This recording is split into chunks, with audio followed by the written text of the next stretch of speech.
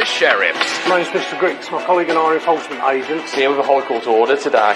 They work for the High Court, and if a judge says you're owed money, it's the Sheriff's job to go and get it. Hey, all the keys. I'm going to be calling a locksmith. They can demand payment on the spot. What can you pay us now? You're going to get the cash, are you? Are you paying the bill? Or remove assets instead. You've got 30 minutes to make the payment. And we'll start removing stuff from the building. You'll have a week to pay in full before it gets sold at auction. Obstructing their work can be a criminal offence. I wouldn't do that if I were you. Don't worry me. No mess tins. Every year, sheriffs in England and Wales recover unpaid debts totalling more than £80 million.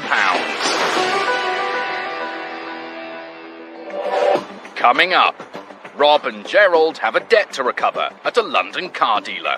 Got to put a clamp on the vehicle, and Rob's then going to tell him we're going to remove the vehicle if it's not paid. But with a 12 grand Range Rover's fate hanging in the balance, all doesn't go to plan. You are now committing a criminal offence by obstructing an enforcement agent in the execution of a High Court writ. Sharon Tofts was unfairly dismissed from her nursing home job, but hasn't been paid. A big company and a little carer. You just don't normally win. She sends in the sheriffs to get what she's owed. And Simon Brooke hasn't been paid by a customer. I was getting more and more frustrated. I just fit a door and I expect to be paid for it. So Jess and Jamie visit the debtor at home and get more than they bargained for. Turn your camera off before I knock you out. No, you won't be knocking him out. That won't be happening. Listen, I was in parachute resident 14 years. There are more than 40,000 successful employment tribunal cases each year, and the average award is over £7,000. But not everyone gets what they're owed. If you've been treated unfairly and won your case, but your ex-employer doesn't pay up, the sheriffs can visit them on your behalf. Today, Gerald and Rob are doing just that. So this afternoon we're heading down to West Sussex. We're looking for a company called Medicrest Limited, based at the Homelands Nursing Home. They owe just over £10,000. But Rob's done his research and reckons Medicrest Limited should be good for it. Basic accounts that we've seen show the company to be currently valued last year at £3.1 million, with almost £250,000 cash in the bank. So this hopefully will be sufficiently discharged by the defendant as quickly as possible. The Employment Tribunal Award should have been paid to Sharon Tofts, mother of two and a former carer at Homelands Nursing Home. Sharon wanted to go back to work after taking a career break to bring up her children and look after her mother. My mum had died of cancer, age 60, and I had nursed her. I just felt that my skills were in looking after vulnerable people that needed me. It's quite a rewarding job. She started work at Homelands, providing day-to-day care for people suffering with dementia. It's quite a demanding job because people's lives are at stake. It's a privilege when you work with the elderly to be one of the last people they might meet, and it's interesting to hear their life stories. After 3 years working at the home, Sharon received some news that was to have a devastating impact on her and her family. I didn't even get a letter. The manager told me by text that I had been suspended. Didn't have any clue what I was supposed to have done. Sharon was called to a disciplinary hearing and dismissed 4 days later. She denied any wrongdoing and felt unfairly treated. Losing her job and her income was a shattering blow. It's really scary. I had to sell up my home. Which was awful because my children had to relocate schools. The impact on them was horrendous. I did hit rock bottom, and the doctor then signed me off unfit to work through depression and anxiety and stress. Made miserable by the experience, Sharon was determined to rebuild her life and her career. I wanted to support myself and my children. That's very important to me, to be independent. I just wanted my reputation cleared. With no job and no income, she couldn't afford a solicitor. I had to go and seek advice from the Citizens Advice Bureau, and I was introduced to a fantastic guy, an employment specialist, and he basically helped me fight for justice. With his help, Sharon prepared her case for unfair dismissal. Without the employment specialist from the CAB, I couldn't have done any of this. A big company and a little carer, it's you just don't normally win. Sharon submitted her evidence, and when Medicrest failed to enter a defence, judgment went in her favour. To see it written, this judge got his name and his signature had written, Sharon Toffs was unfairly dismissed, is priceless. Despite the award, Medicrest hasn't paid out, so Sharon has called in the sheriffs. I do need the money, and I just want total closure so I can move on. So I have to get this. I have to get this money.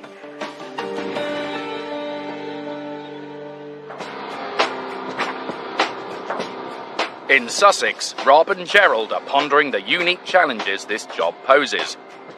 As they may well come across the home's residents, discretion is going to be important.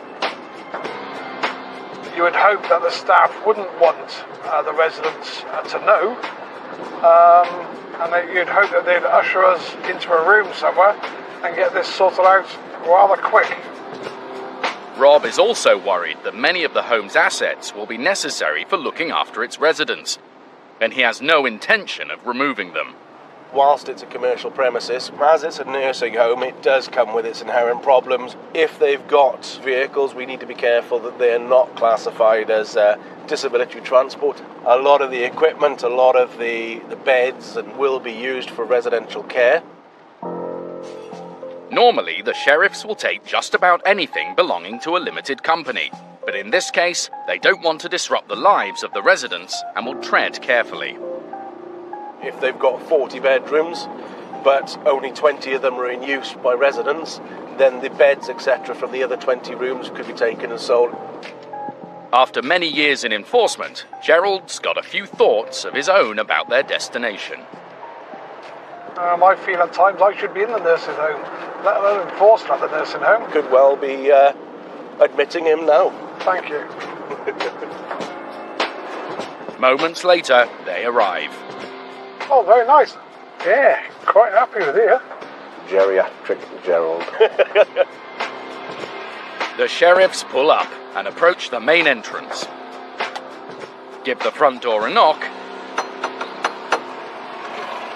And wait. Hello, you alright? Fine, thank you. Good. I was looking for a... Oh, you alright? Yeah. Good. My name's Mr. Foster. I'm an enforcement agent. Basically looking for the owner or director of Medicrest Limited. The staff member says the boss isn't here, but gets the manager on the phone. Do you want to go in my room? Yeah. Yes. Hello. As Gerald hoped, they're led into a room away from the staff and the residents. Okay, I'm calling today with a High Court writ with regards to an outstanding balance owed from a tribunal award to a Mrs. S. Tofts. The manager says they're going to appeal and shouldn't have to pay. Even on appeal, it doesn't stop enforcement, you see. We have been issued a High Court writ. The High Court has authorised us to come here and enforce this matter. And we're here today to collect or remove assets. From a nursing home, yes. As horrible as that sounds, that's what we have to do. The company may well have plans to appeal, but no appeal has yet been granted, and no stay on enforcement issued in the meantime. With the writ still live, Rob needs payment. If we can get a backs payment or something like that for the balance, then that's it. We're gone. We're gone in minutes. The manager says that if payment is going to be made today, it will need to be authorised by a company director. So did she sound quite... She sounded quite positive. She's not authorised to make a payment, but she's going to get hold of the director now and see if she can get this sorted. She's fully aware of the severity of the issue, but she cannot authorise payment. It looks like the prospect of two sheriffs searching the place for unoccupied beds and non-disability-specific vehicles to remove has done the trick. They're ushered upstairs to talk to the boss on the phone. Hello, sir. Yeah, that's fine. Are you doing a payment straight into our account, are you? We understood it needed to be paid, but he thought, as he was looking to appeal it, that nothing would happen in the meantime. He's taken our bank details and he assures me that he's going to make an immediate back payment into our account. Could be a nice little result. But it's already a nice little result. With the bank transfer confirmed, they head out. After a mere 20 minutes in the building, Rob and Gerald have got the money Sharon was owed, with a minimum of disruption to the residents of the home. Obviously, there are people living there. There are residents in that care home. The last thing we want to do is upset and disturb them. Unfortunately, the business failed to pay its debts. We've had to go and enforce. Yep. And despite the attractions of a comfy care home, Gerald will have to put off his own retirement for a while. Unfortunately, Gerald is in the van. We'll have to put up with him for a little bit longer yet. Medicrest didn't have an appeal granted within the statutory 14-day period, and the sheriffs were able to transfer to Sharon the money that was rightfully hers. Over the moon, the sheriffs went in and got my money for me. With the ordeal behind her, she's back doing the job she loves. I'm actually sort of in the community and I drive round to the people in their own homes, and they're sort of much more independent, but they still just need a little bit of support and help. It's lovely to think that I'm able to help them achieve that. It's a very rewarding job. Using the county courts to try and recover money you're owed isn't difficult. 1.5 million money claims are paid every year in England and Wales, involving anything from faulty goods or poor workmanship to unpaid invoices. Claims can be filed online or by post for a small fee. Both parties in the case will be asked to submit evidence, and you may have to attend a court hearing. If you're successful, a county court judgment, or CCJ, will be issued against the debtor. If they still don't pay, that's when you call the sheriffs. The work of the sheriffs is in demand like never before. The number of High Court writs being enforced across England and Wales has risen dramatically in recent years.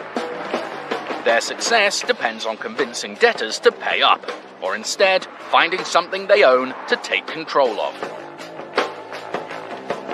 High Court enforcement agents Rob Foster and Gerald Anderson have one of the best collection rates in the business.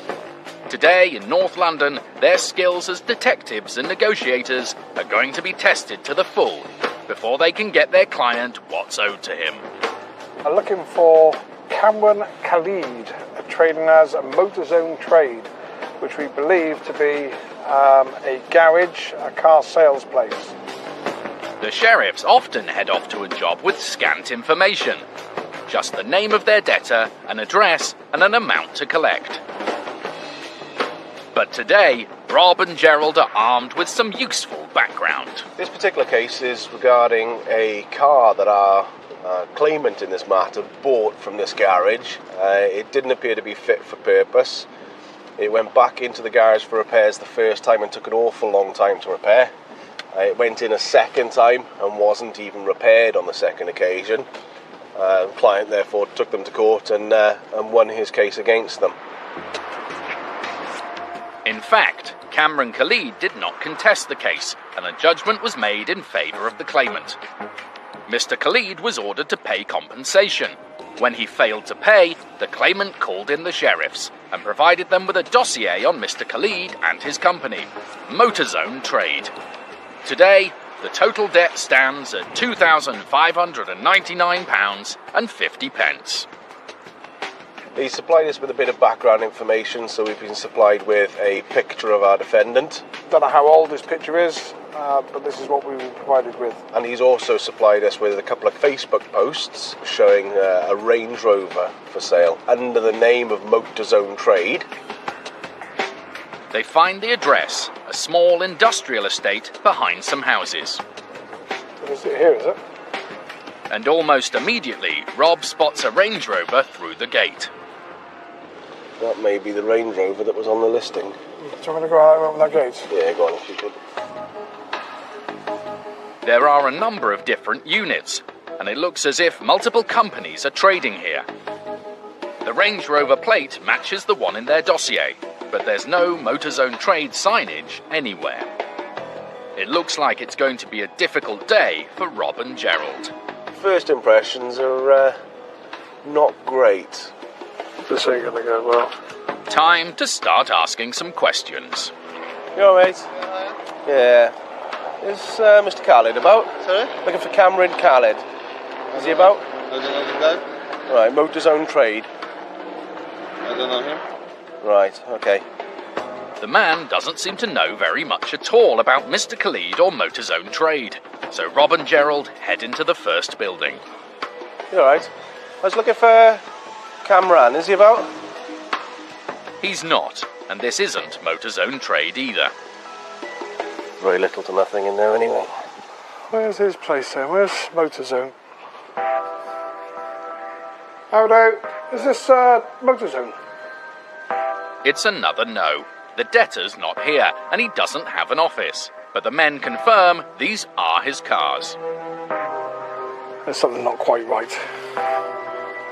Motorzone's whereabouts is a bit of a mystery, but the assets here give the sheriffs an advantage.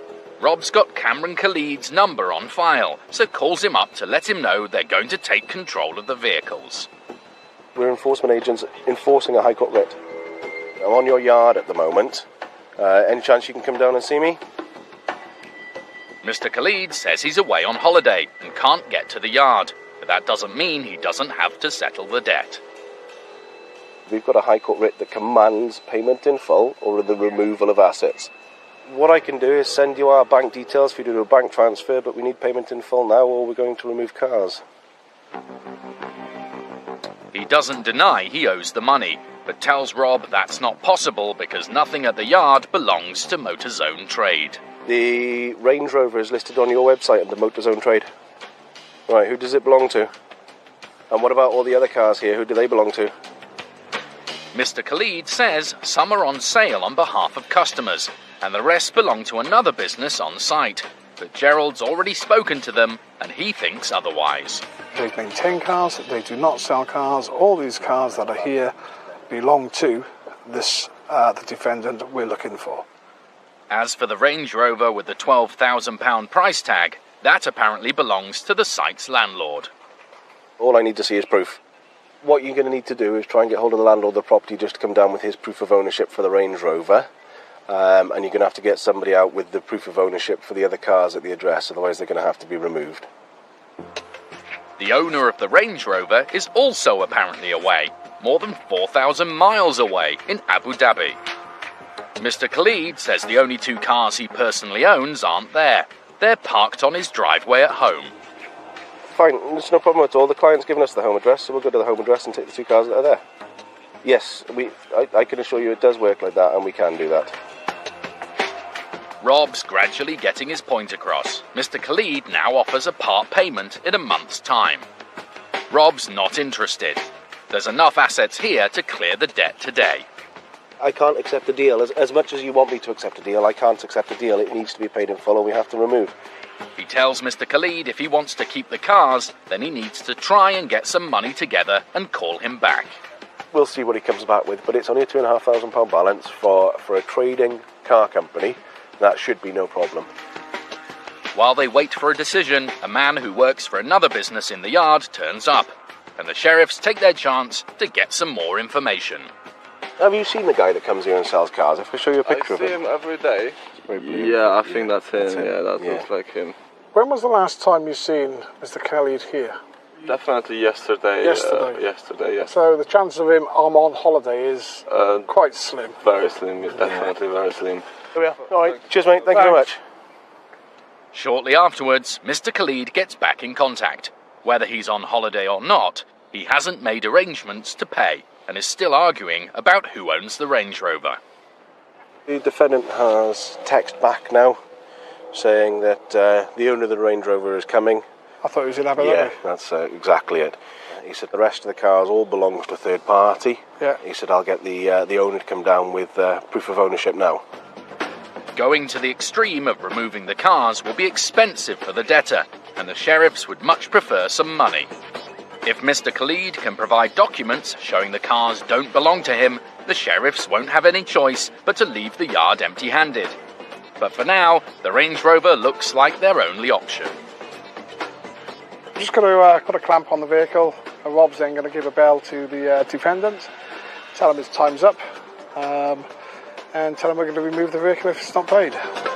The sheriffs have been at Motorzone Trade for nearly 2 hours, and they've run out of patience. Right, that's now clamped. Nice car, but a fair bit of damage to it. We've given them until 2 o'clock to make payment in full, or we'll escalate now to removal. Later, the Range Rover is in the air above their heads when there's a dramatic last-minute development. No, you can't take my car. This is my car, this is my yard. We've left the letter with all our contact details on. This is my car, my friend.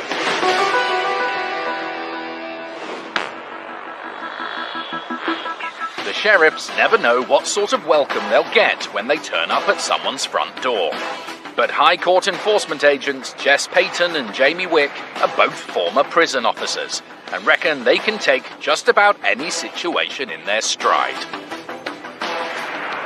We are looking for Mr. Chris Sargent. We've got a debt of £1,210.30. Mr. Sargent owes the money after refusing to pay for his new front door. Simon Brooke was the man hired to install it.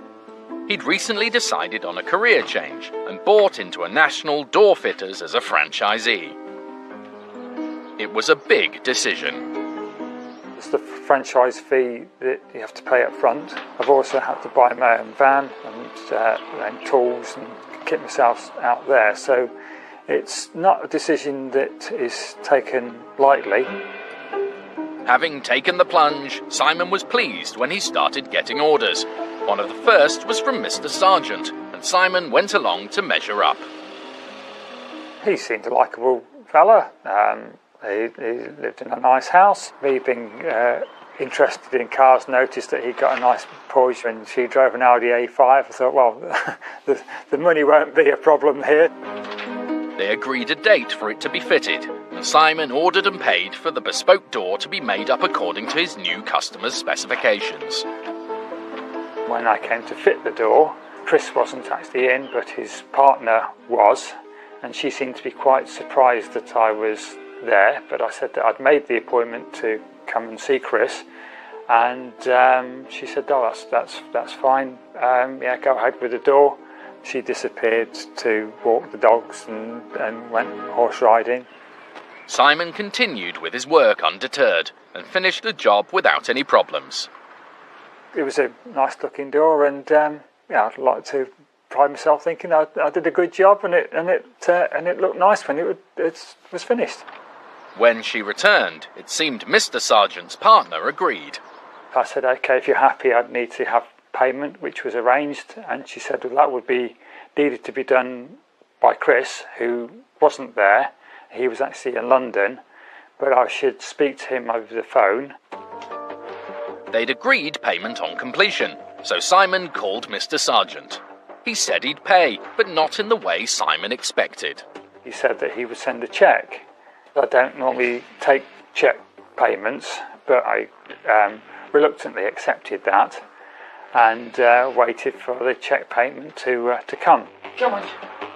Simon was soon reminded why he didn't want to accept a cheque in the first place.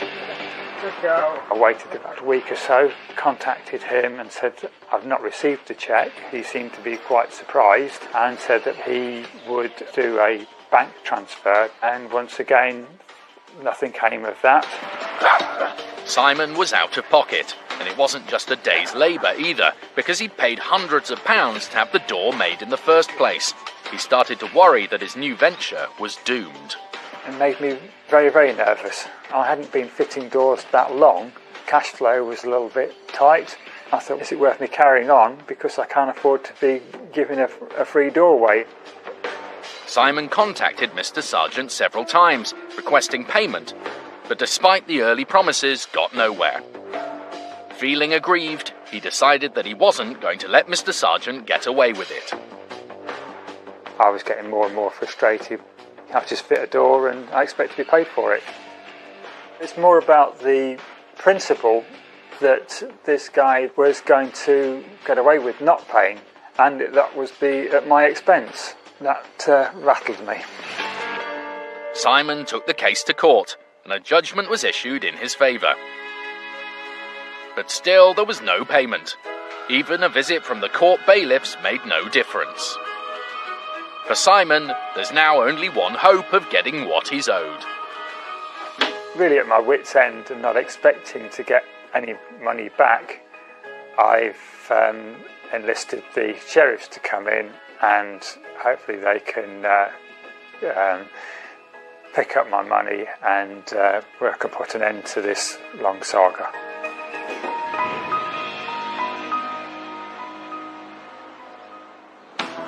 In Cambridgeshire, Jess and Jamie are nearing Chris Sargent's house. They've been given the details of the two cars Simon saw, but it's not good news.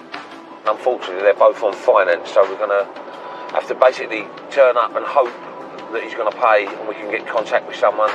The sheriffs don't have power to force entry at residential addresses, and without much in the way of leverage, they'll be relying on their powers of persuasion. It's not a massive amount on this one. We might get a payment there and then. Otherwise, it's going to be a case of leaving a letter, giving 24 hours to pay, and see if we get a phone call back from it. By the time they arrive, it's gone 9 a.m, and it doesn't look as if anyone's at home. There's nothing there. Oh, sugar. But the sheriffs aren't about to give up that quickly. Jess knocks on the as-yet unpaid-for front door. But there's no answer. No, they're not in. There's about 4 staffies in there going mental. The front door looks nice and new, but just to make sure they've got the right address, Jess checks with a neighbour. Hello, my love. Sorry to bother you. I'm Mr. Payton, High Court Enforcement Group. Just next door. Do you want to know if Chris Sargent lives next door, do you? I hate being this unorganised. It is the right address, so they leave a letter giving Mr. Sargent 24 hours to settle the debt. So there's not a lot more we can redo at the moment. Just come back next week. Deflated, the sheriffs leave, thinking they won't get Simon's money today. But just then, a man in a car waves them down. Mr. Simon Brooke. It's something to do with doors. Well, that's all I know. That's all I've got. It's the debtor, Mr. Sargent. Someone's given him a phone call. He's shot back to his house. Basically, he's asked what the matter's about. He's confirmed he's the defendant we were after. He's saying, look, he goes, I'll pay it now. I'll transfer the funds now for you. Mr. Sargent pulls away and parks outside his house. We're just going to go back down to see him. I'm going to keep it at stage 1. The simple reason is we're still here, basically, and he's going to pay it straight away. He's not saying I'm not going to pay it. He's going to pay it straight away. So I'm going to go back down and speak to him and get it sorted. But before Jamie can get out of the van, Mr. Sargent's back. And he doesn't seem particularly happy to see our camera. It's not down on the box, is it? Don't film me now, mate. I'm telling you that now. We turn the camera away from Mr. Sargent. Turn your camera off before I knock you out. No, you won't be knocking him out. That won't be happening. Listen, I was a parachute resident for 14 years. Do not then you should know better than to do that, shouldn't you? No, you should know better than to do that. Basically, while we're here, while he's out on a public street, he can film, okay? He's not filming me, mate. I'll come down and speak to you. I'm not having this. Eventually, Mr. Sargent calms down and goes back to his house with Jamie to make the payment. The gentleman has now got a little bit agitated, obviously, because the cameras are here, making threats towards yourself, going on about he's been in the Paris for 14 years. He should know better than to be making statements like that he's going to knock you out, because that's not going to happen today anyway. So Jamie's took him down there to take payment off of him, and we'll see if he makes the payment now. Jess's 25 years in the prison service have left him unfazed by confrontation. When people talk about what they're going to do, then they're not normally going to do it. You learn to talk people down more rather than let it escalate. Just kill it stone dead. Jamie returns, and it sounds like good news. Because he hasn't beat around the bush about it, he says, yeah, I'll pay it straight away. We've got to keep it at stage 1. Yeah, he's paid, has he? Yeah, because it's paid at stage. Okay, terrific. So, well, it was a result anyway, isn't it? That's the result, yeah. Yeah, paid in full. Paid in full. Good to go? All right, good to go, mate. I was trying to distract him by taking him back down to his house, take him away from the situation and speak to him, which I did do. Got down to his house. His wife even come out the window and said, why haven't you paid it? You know, stop trying to mug people off, just get it paid. For Simon Brooke, it's the relief he's been waiting for. After many sleepless nights and heartache and pain, and the genuine thought that my money had gone down the Old Kent Road. Eventually, speedy results from the sheriff, got paid, which was the initial delight, but also the delight that he'd not got away with it.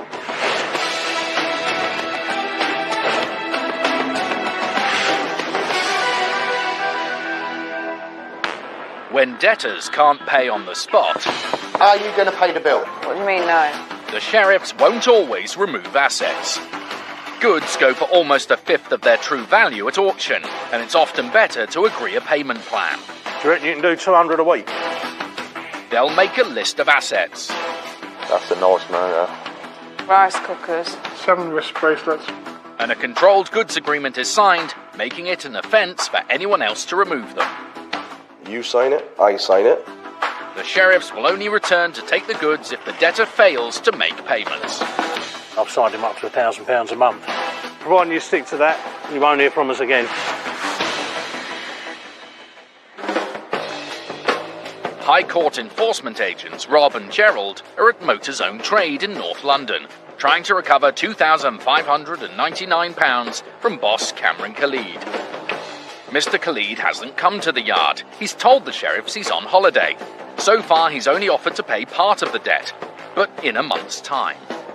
Yeah, I can't accept the deal. As much as you want me to accept a deal, I can't accept the deal. It needs to be paid in full.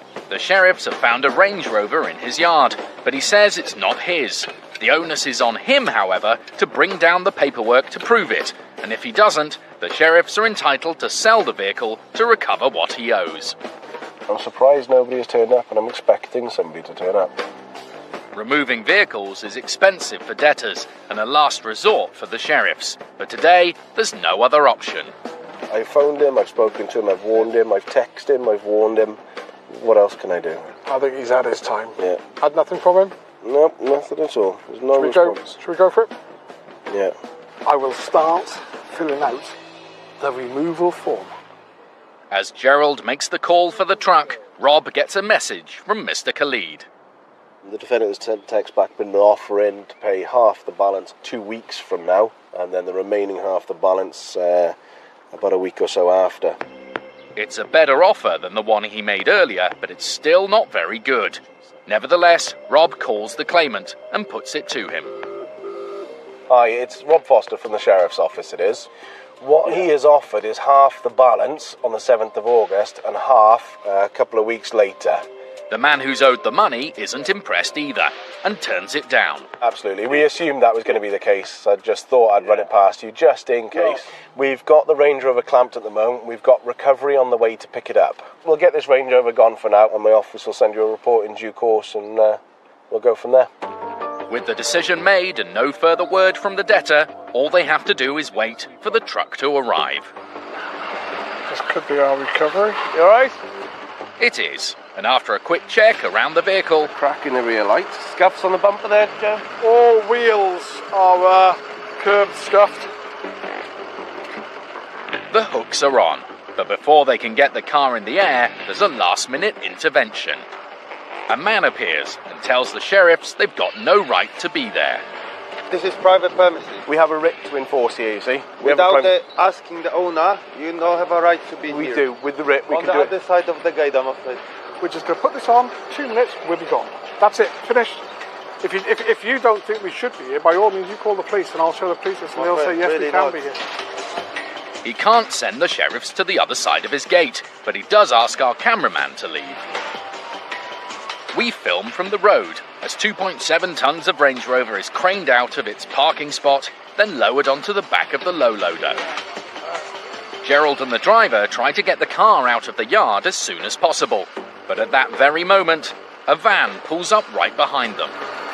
Oh, who's this? It's the landlord, the man who's supposed to be 4,000 miles away in Abu Dhabi. Yeah, I'm the owner. It seems he's not overseas at all. He's here, and he's blocked the truck in. This is my car because I left it. This is my yard, and I left it for them to service. Yeah. And this is a logbook. Yeah. See? Yeah. This is my car. You can't take my car, my friend.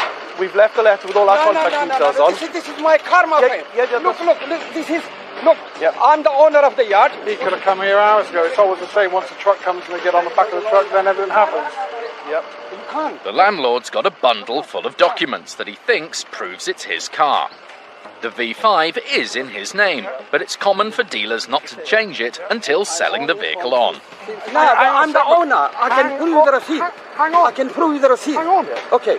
As it says there, this document is not proof of ownership. But I'm the owner. I can prove the invoice to you. Yeah, well, you'll have to prove that to the court. Yeah, but this is not. It's a difficult situation for the sheriffs. They have no option but to continue unless the man can provide concrete evidence that the car is still his. And with the paperwork he brought, he can't do that. He's still refusing to let the truck leave. You are now committing a criminal offence by obstructing an enforcement agent in the execution of a High Court writ. The only way to stop this at the moment is by speaking to Mr. Khalid and getting him to settle it. It's a standoff. Rob's already spent most of his day at the garage and is in no mood to stay any longer. He gets on to the police. Essentially, we just need somebody to get him to move his vehicle. As far as we're concerned, that car's staying on the back, that car's going. Guess I'll switch the engine off then, we'll have to wait for the police. The landlord's V5 didn't do the trick, but he's got one more piece of evidence. Look, I show you. Oh, look. I went for my knee operation as well. Gerald doesn't know much about knees, but he does know a thing or two about High Court enforcement, and with the police on the way, he tries to get the man to see sense. To me, you look a good gentleman. What I wouldn't want you to do, sir, is for you now to end up dropping yourself in it and getting in a little bit of trouble because what's happening here. I don't mind, but I want my car back. I'm sorry. And it's very low mileage. It's on the way down now. You've got to understand, sir, if the police turn up, you could end up being arrested for this. It's okay, Do you no understand problem. that? I don't mind. If they take me arrest, I'm the 7%, they can take me.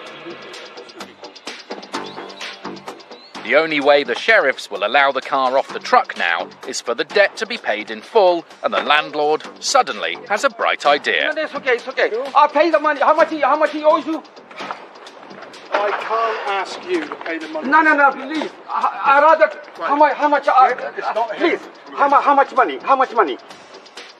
The man's offering to pay the debt on Mr. Khalid's behalf, but with the truck here, the bill's gone up from the initial £2,599. The balance at the moment is £4,226. He hasn't got the cash, but makes a card payment for the full amount. I didn't want to go through all this court problem. I caught up in such a situation where I had to lose over £4,000. Whether I'm going to get it or not, but it's better than losing my car over £10,000. I was a bit nervous and I was a bit upset for my car, and sorry for causing you a problem. The Range Rover is gently lowered back to earth, and there are smiles all round. Alright, no worries. Alright. The landlord is no doubt planning on asking his tenant for the return of his £4,226. He's now had his vehicle back. Lots of handshakes and hugs. Very happy man. All sorted. The claimant will now be refunded for the faulty car he'd bought from Mr. Khalid.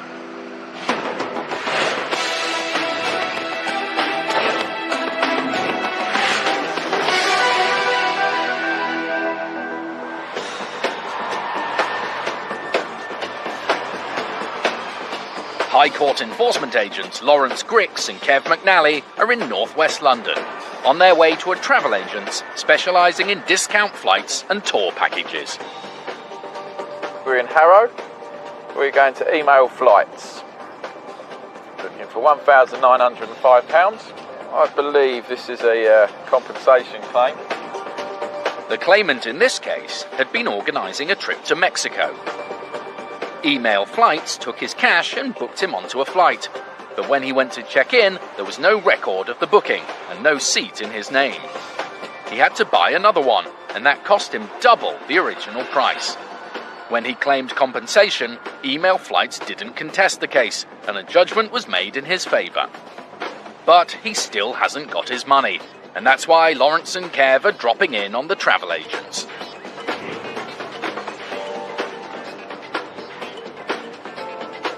Given the company's name, Kev reckons he's worked out exactly what Email Flights will have in the way of assets. They'll have a computer. Just one computer. And an email address. That's about it really. Maybe a chair. Kev does the research. Lawrence drives the van, just how we roll. In the words of Manuel, the late great Andrew Sachs, I know nothing.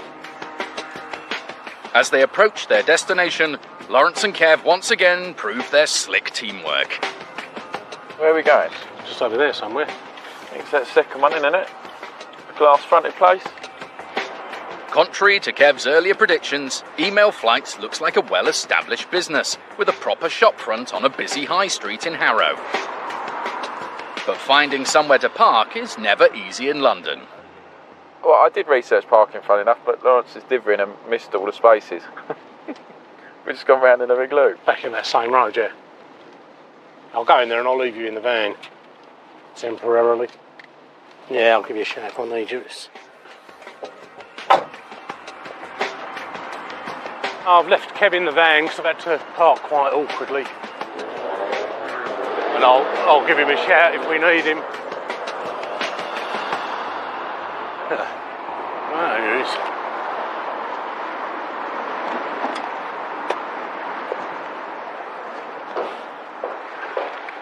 Oh, good morning. Who's in charge? Upstairs. Upstairs.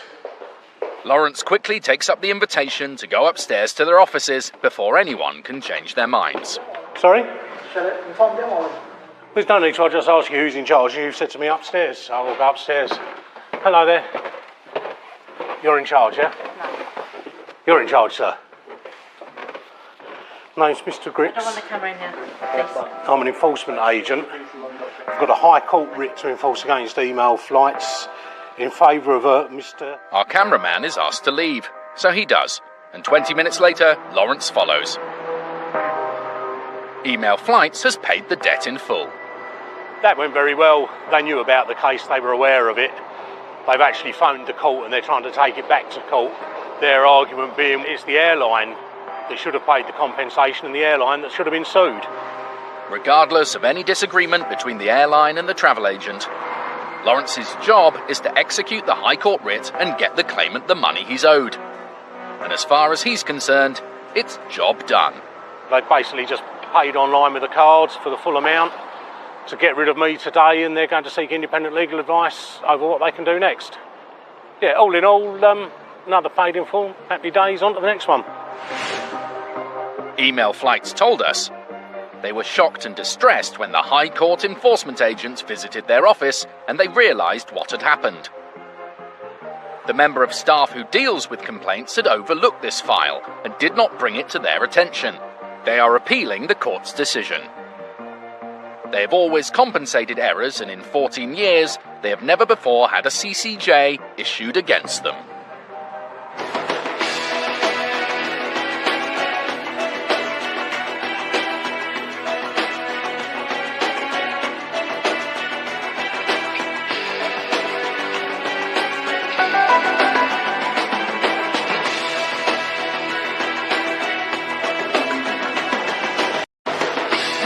The sheriffs. My name's Mr. Grits. My colleague and I are enforcement agents. Here with a High Court order today. They work for the High Court, and if a judge says you're owed money, it's the sheriff's job to go and get it. Hey, all the keys. I'm going to be calling a locksmith.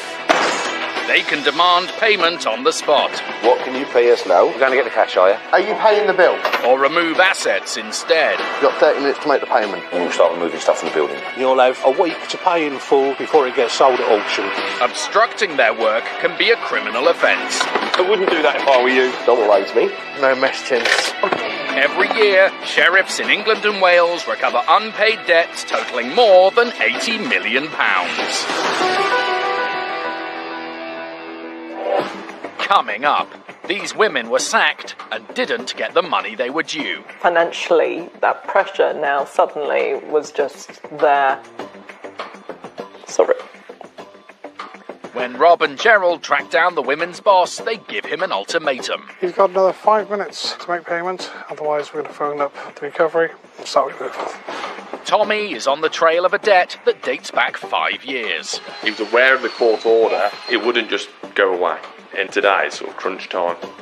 And Mike clamps down on a landlord who hasn't returned a tenant's deposit. He's going to immobilise the Volvo, hoping he turns up in his Mercedes-Benz and will immobilise his Merc as well.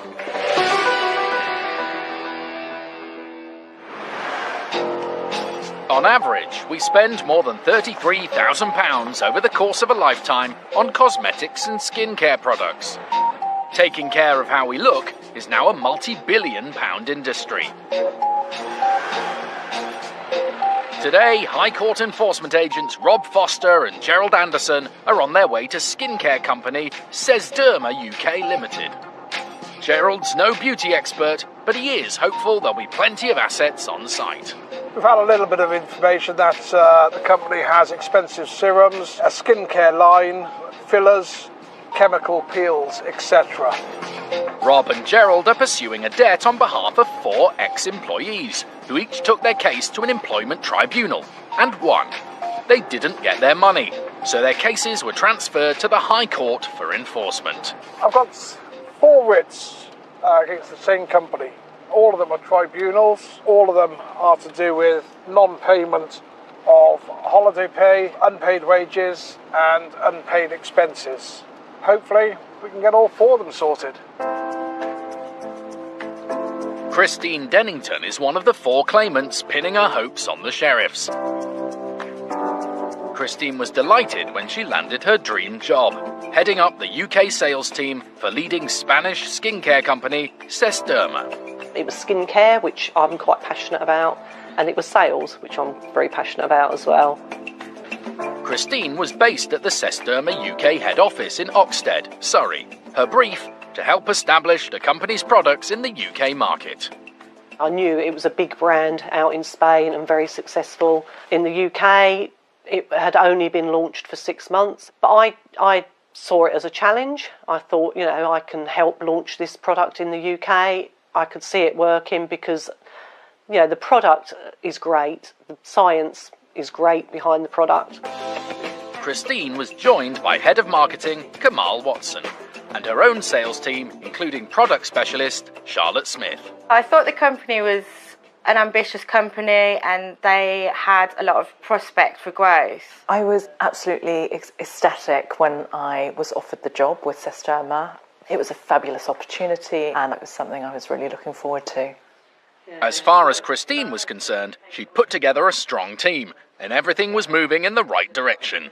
It was going really well. People were hitting sales targets, the sales were growing, we were up over 300% from where I'd started when I joined. Christine's position leading the sales team at Sesderma UK seemed secure. I thought it was my dream. I thought it was, where my future was going to be. I was going to grow with the company and bring it to the success that it has in Spain. But, my dream was cut short. 8 months into her job, and with no apparent warning, Christine was dismissed. I was told to go immediately, leave my laptop, leave my phone. I could take my personal photos off of the laptop, but that was it. Go. I didn't know what I'd done wrong. I was dumbfounded as to what had happened. With rumours of budget cuts and restructures, Christine's dismissal wasn't the only shock. At around the same time, Charlotte and Kamal were also sacked. I received a week's notice and I was just told it's not working out. It really did impact my confidence. You take it very personally, and I did get stressed. A week's notice is not very long to find something else. So it was a really stressful time. For Kamal in particular, the news was a shattering blow. Her husband had a serious health problem and was unable to work.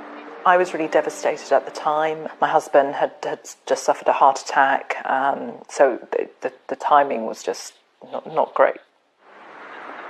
Knowing that you've had a place you've been going to every day, you've invested everything, committed everything, and then suddenly for it to just go and you lose your sense of routine. Sorry. It was just really, really hard to deal with. Christine, Charlotte and Kamal, along with a 4th employee who'd also been sacked, were unhappy about the way they'd been treated. They decided to take their case to ACAS, the Conciliation Service.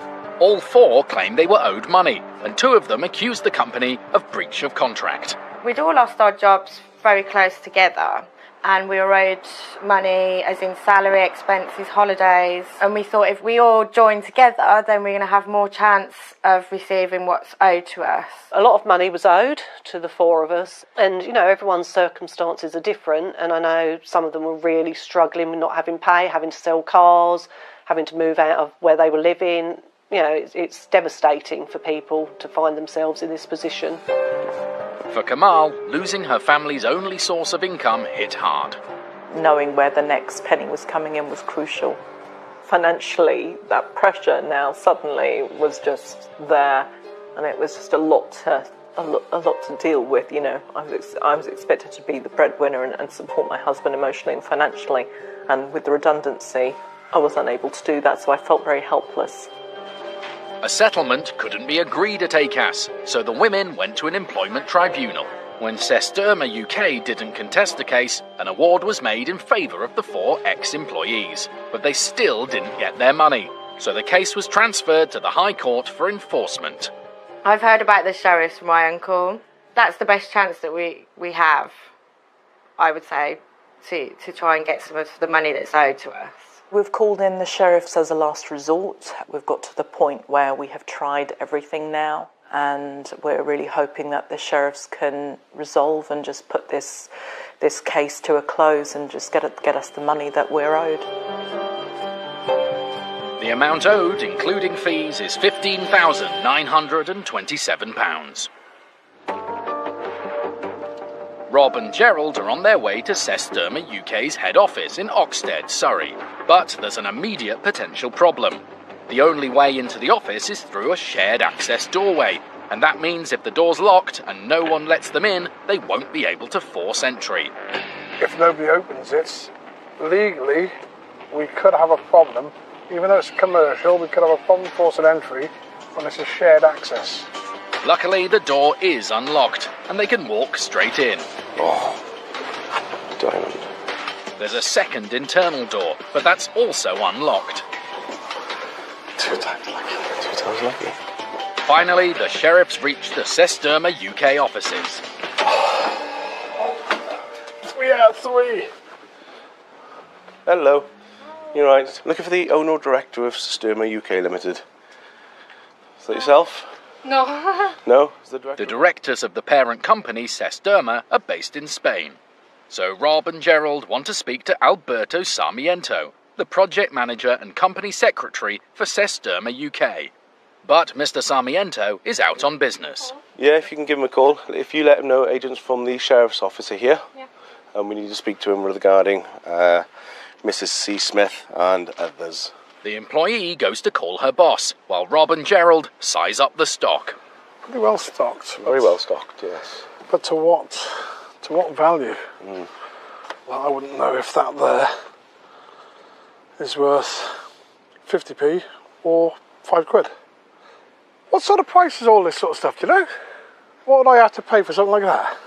It would be 30, 40 pounds. 30, 40 quid for that? Whew. The cost of skincare products may be an eye-opener for Gerald, but it's good news for the sheriffs, because the value of the stock may be sufficient to cover the debt. Gerald finds an order, boxed up and ready to go out. This box here is to be delivered. 13 times 2, 4, 6, 8, 12, 13. The 13 is £400. Wow. There's everything from foot creams to face cleansers, and it all adds up. There's thousands of pounds worth of stuff here. And there's one product in particular that catches the ever-youthful Gerald's eye.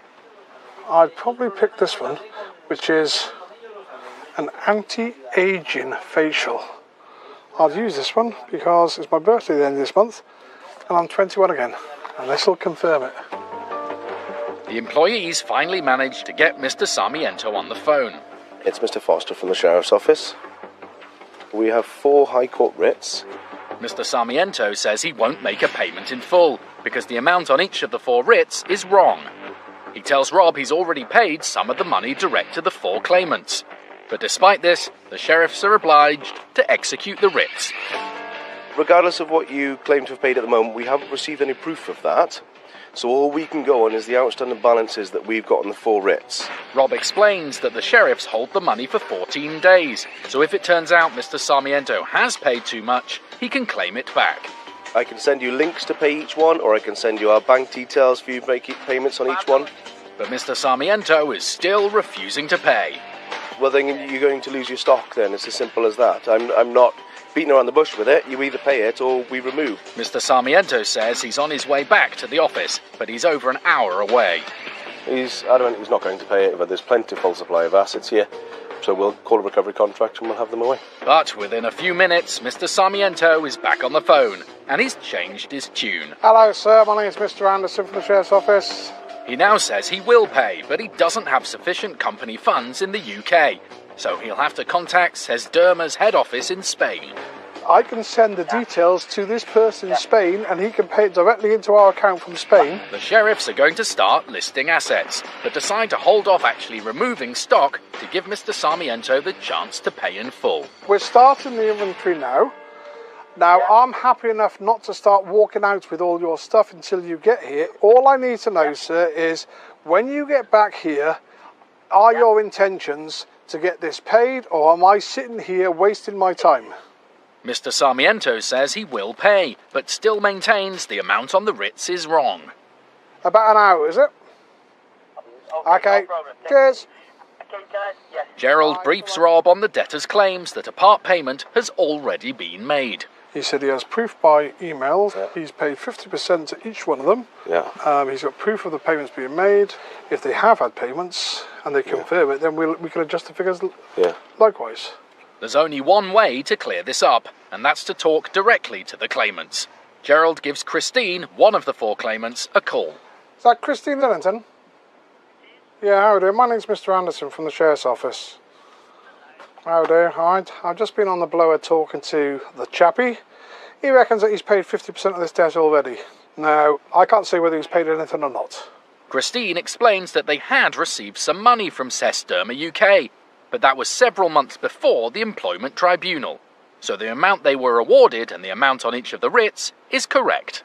Them figures are correct then? Yep, the figures are absolutely correct. Mr. Sarmiento will need to pay the full amount, a combined total of nearly £16,000, to prevent his stock being removed by the sheriffs. Later, Mr. Sarmiento arrives in the office to put the sheriffs in the picture. To get it paid straight away, it's going to be very difficult because the money has to come from over there. You see what I mean? Using the county courts to try and recover money you're owed isn't difficult. 1.5 million money claims are paid every year in England and Wales, involving anything from faulty goods or poor workmanship to unpaid invoices. Claims can be filed online or by post for a small fee. Both parties in the case will be asked to submit evidence, and you may have to attend a court hearing. If you're successful, a county court judgment, or CCJ, will be issued against the debtor. If they still don't pay, that's when you call the sheriffs. If you're owed money and have a county court judgment in your favour, you have 6 years in which to enforce the debt. Wait any longer than that, and you can still enforce, but you'll need special permission from the court first. It's early morning, and High Court enforcement agents Tommy Coyle and Mike Perkins are passing Wembley Stadium, pursuing a debt that dates back 5 years. This morning we're looking for Xenon Builders Limited. The debt's for around 59,000. The claimant is a subcontractor who's owed the money for work carried out and materials supplied. The original court judgment dates back to 2012, but the claimant didn't get his money, and only now has the case been transferred to the High Court for enforcement.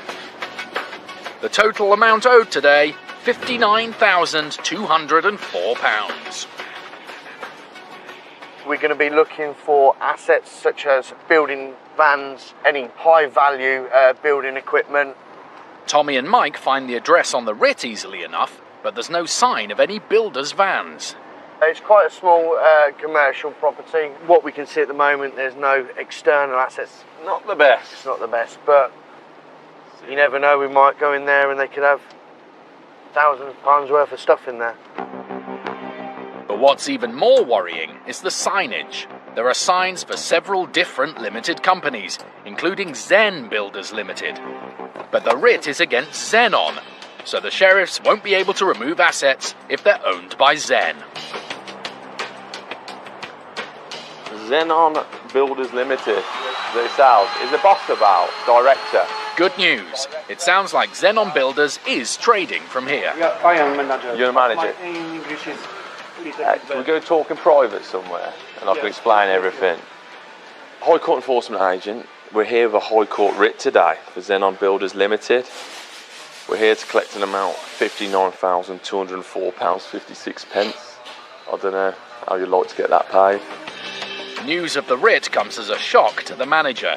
He says it's a matter for his boss. Can you ring your boss up? Okay. So we can speak to him? Get him on the phone, I'll explain it all to him. The manager goes off to make a phone call, giving Tommy time to assess the situation. At the minute, I'm thinking there's going to be a few limited entities here due to different signs of limited companies that are up on the front. That's going to be one challenge here. Asset-wise, there is a lot of machines here, some of them are decent value. It'll be down to find out who they belong to. If they're the property of Xenon Builders Limited and not Zen Builders Limited, Tommy and Mike will be able to remove them. But that will bring its own challenge. It's quite hard to uplift, so we probably need specialist contractors in to do this, but there is value in all this kind of machinery because, like I say, it's vital to a business like this, so they wouldn't want it going. Minutes later, the manager reappears. My boss. Is it? Hello. He has the boss on the phone. My name's Tom Coyle. I'm from the Sheriff's Office, High Court Enforcement Agent. We have a High Court order here today to execute. The boss claims he has no knowledge of the court order or the £59,000 debt. They have sent a notice of enforcement out here. I'm here just to execute the court order. The man asked Tommy when that notice of enforcement was sent out. I can get you a date when it was sent in. It gives you 7 days. It would have given you 7 days. But it's not just that, sir. You must know this is a large sum of money. He continues to plead ignorance. You don't have no idea about it. Basically, someone taking you to court. Initially, it was £38,000. If I was running a company, I'd know if someone was getting a court order against me for £38,000. Since then, court costs, enforcement fees and interest has been added to the debt. Eventually, the man does remember. And Tommy's keen to get on with the business of enforcement. We're just here to execute it today. We're not here to discuss it. We need £59,000 or we need to take goods to the company. The boss tells Tommy he'll be there in 20 minutes. I'll see you then. Bye-bye, sir. Bye-bye. At the moment, he says he's in shock. He remembers the case. It's from 2012. He thought it was all sorted out via his lawyer. He said he wants to resolve the matter. Whether he means we get that resolved by payment or I'll have to resolve it for him by taking goods away today, we don't know. With Mike starting to make an inventory of assets, the company bookkeeper turns up. She's been briefed by her boss. But we haven't received any paperwork whatsoever. You should have received some paperwork. Then again, it's irrelevant if he's saying he's had the information or not. He was aware of the court order from 2012, so he knew all about it. It wouldn't just go away. And it's today, sort of crunch time. At the moment, we need £59,234.48p. The quicker we get it sorted... Do you want to go upstairs to the office? That'd be better. Yeah. The bookkeeper ushers the sheriffs into the boardroom. And while they're waiting for the boss to arrive, Tommy checks out the framed certificates on the window ledge. It's all in the name of Zen Builders Limited. We have Xenon Builders Limited. Seems a very small difference, but can be vital. The sheriffs are entitled to carry out a diligent search of a debtor's premises, so Mike starts sifting through paperwork, looking for anything that will prove Xenon Builders Limited is an active company and is trading from these premises. We've got health and safety at work legislation for Xenon Builders Limited. If he can find an invoice or receipt in Xenon's name, it could make the difference between securing payment in full and walking away empty-handed. Business rates refund application for Xenon Builders Limited. It helps. Yeah, there's more stuff. I've got HMV revenues and customs. It adds to the bigger picture. Can't beat a diligent search. There's plenty of paperwork relating to Xenon, the debtor company. Loads. If the boss says Xenon Builders is no longer active, this paperwork could prove invaluable. Just take a picture of all of that. Mike photographs the evidence, and a few minutes later, the boss arrives. From which company are you claiming? Xenon Builders Limited. Just show some identification. Zen Builders Limited. The boss, Mr. Zenon Kazmarski, is denying Xenon Builders Limited is trading here. So what are you saying exactly? Xenon Builders is not trading. You're saying Xenon Builders is not trading? Yes, for the last 7 I beg to differ, because you've got business rights that you've been paying for Xenon Builders. If the sheriffs end up removing assets today, the onus will be on the debtor to prove which assets belong to Xenon and which to Zen. You need to prove to us everything who it belongs to here, so it'd be the tables, chairs, the machinery, and what name's all that in? On Zen Builders. Zen Builders. Yes. Yeah. At this point, our camera is asked to leave. Inside, the boss is still saying Xenon Builders Limited is no longer active, but Mike is continuing his diligent search of the offices, and he finally discovers some vital evidence. I went to the side offices and I found invoices for last month. He told us that the company had stopped trading here 7 years ago. He's now saying that all the assets belong to Zen Builders, not Xenon Builders. I'm hoping he makes the payment. If he doesn't, it's going to be a long day.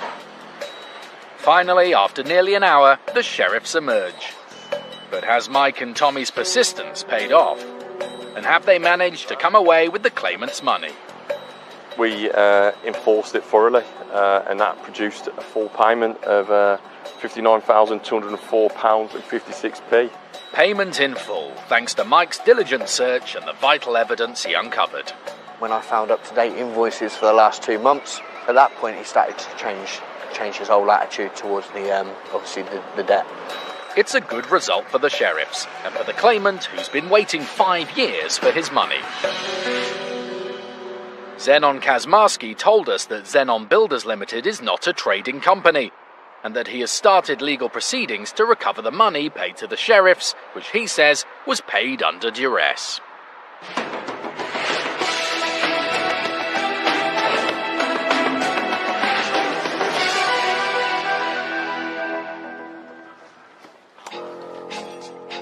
Back in Oxted in Surrey, Rob and Gerald are enforcing 4 separate writs with a combined total of nearly £16,000.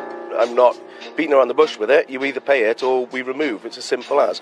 But says Sturma UK project manager Mr. Sarmiento has been disputing the size of the debt, saying he's already made a part payment. Them figures are correct, then? Yep, the figures are absolutely correct. But he's wrong.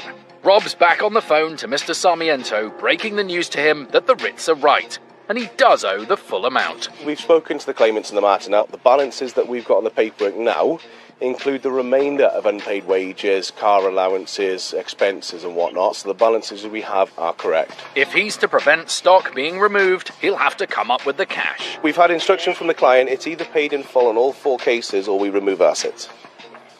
Every single item that we can find will be taken. While they wait for Mr. Sarmiento, the sheriffs list assets and prepare stock for removal. 40 minutes later, Mr. Sarmiento finally arrives. Hello, sir. Hello. Mr. Anderson. No cameras. Mr. Foster, I spoke to you earlier. Yeah. He's not too keen on our camera and invites us to leave. But 10 minutes later, he invites us back inside. He wants to show his bosses in Spain that there really are High Court enforcement agents and a BBC film crew in his office. So he's sending them a photo. Wants to show them, look, this is happening. He hopes the photographic evidence will help persuade them to send him sufficient funds to clear the debt today. He's been on the phone to the directors in Spain.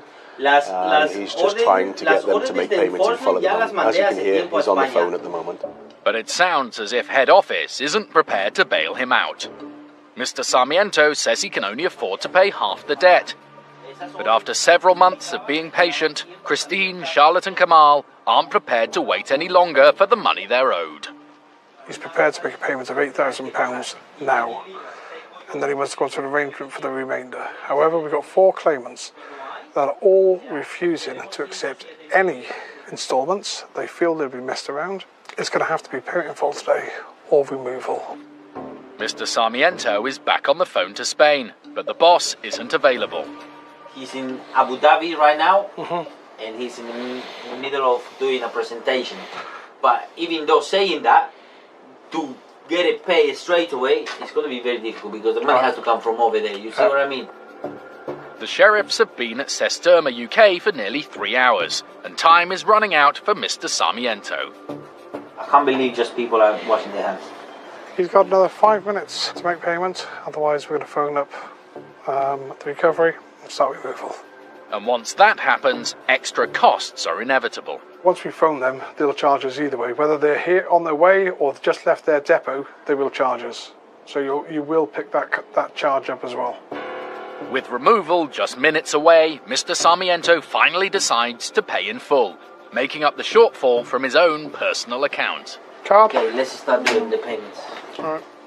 Debit card? No, we have to do it online. Transfers online? Yep, no problems. I'll give you all the details now. That'll do nicely for Gerald, but each writ will have to be processed, and the amount on it paid individually. So there's 4 separate transactions we'll have to do.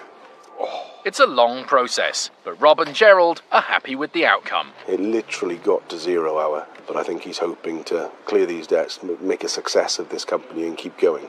I might be the only one who believes that eventually this will pay off. With Gerald processing the payment, Rob reflects on a job well done. He thinks the key to today's enforcement was the threat of removal. A lot of the time you can find these individuals will stall and stall and stall and stall and continue stalling until you apply pressure. In this line of work, that application of pressure is the removal of goods. Until we start that process, a lot of the time they don't take it seriously. Sometimes they have to actually see that you are deadly serious before they will start to cough up. Account number? 41. With each payment now complete, Rob checks the money has arrived safely in the sheriff's account. The next one is 6591 and 66 pence. That's in there, okay. It's been a long enforcement, but the outcome for the 4 claimants couldn't have been better. Payment in full of the 4 debts, totaling just short of £16,000. So, a very good result. Christine, Kamal and Charlotte are delighted to finally get the money they're owed, and they have a special toast for the sheriffs. Well, cheers everybody, we won, yay!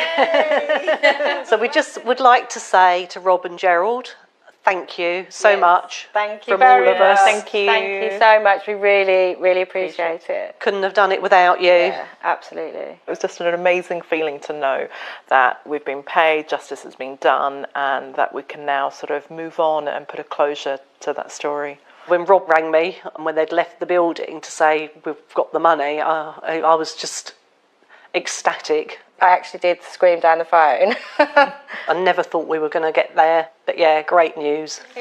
For Kamal, the money's a welcome relief. But there's some even more important news to celebrate. My husband is doing a lot better now, both emotionally and mentally. He's back out working, so he's really positive and we're very optimistic about what the future will hold.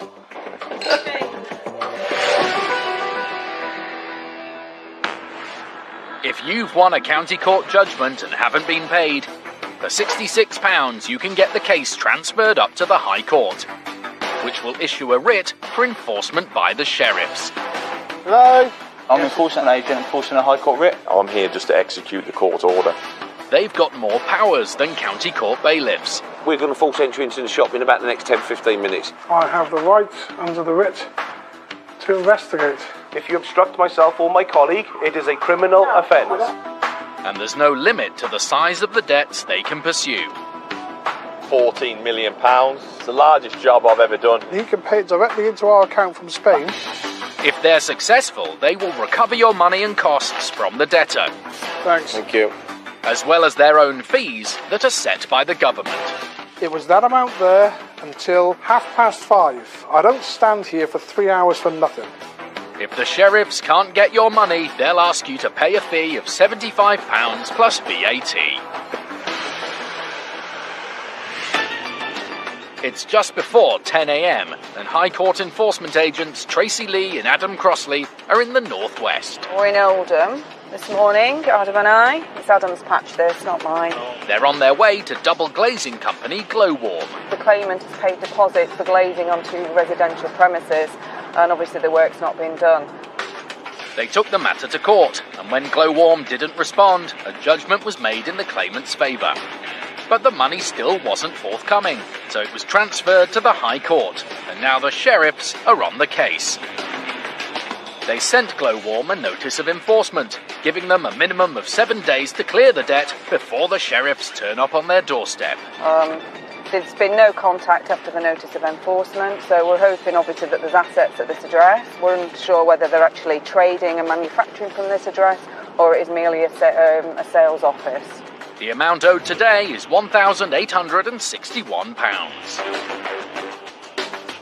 Glowworm's offices are in a converted cotton mill. Multiple offices, isn't it? So it's going to be sales. They're going to be just doing telephone sales, I'm guessing, from here.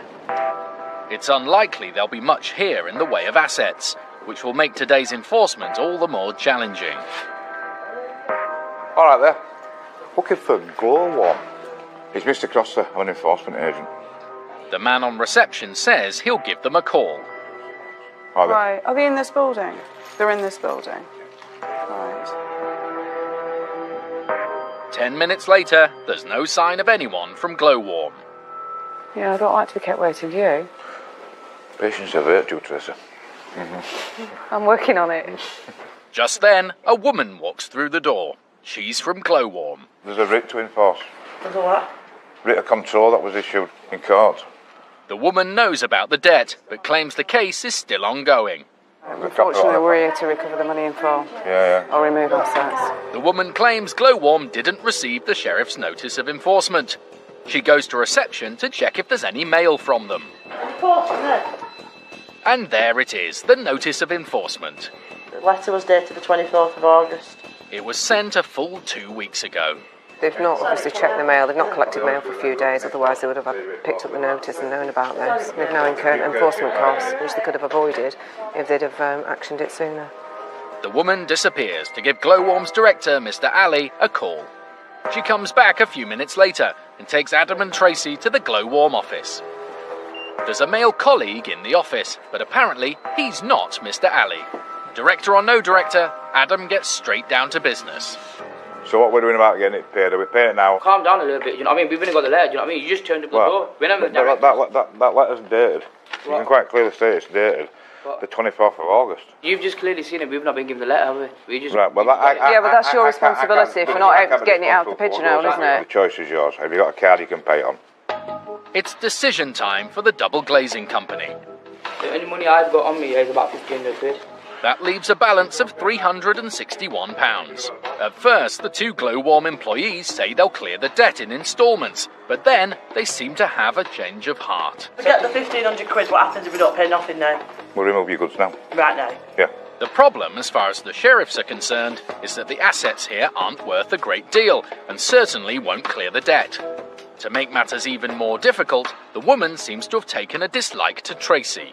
You was being alright, she's alright, she's not okay. Well, we're not here to discuss about personalities, are we? I'm here to do a job. Tracy decides a change of subject is required. Is Mr. Ali not willing to pay it? We don't know because he's not here. But I thought you'd just spoken to him on the phone. But he wants us to find out what's going on first. Are we able to speak to Mr. Ali? The woman says they'll have to come back later if they want to speak to the boss, but the sheriffs are going nowhere.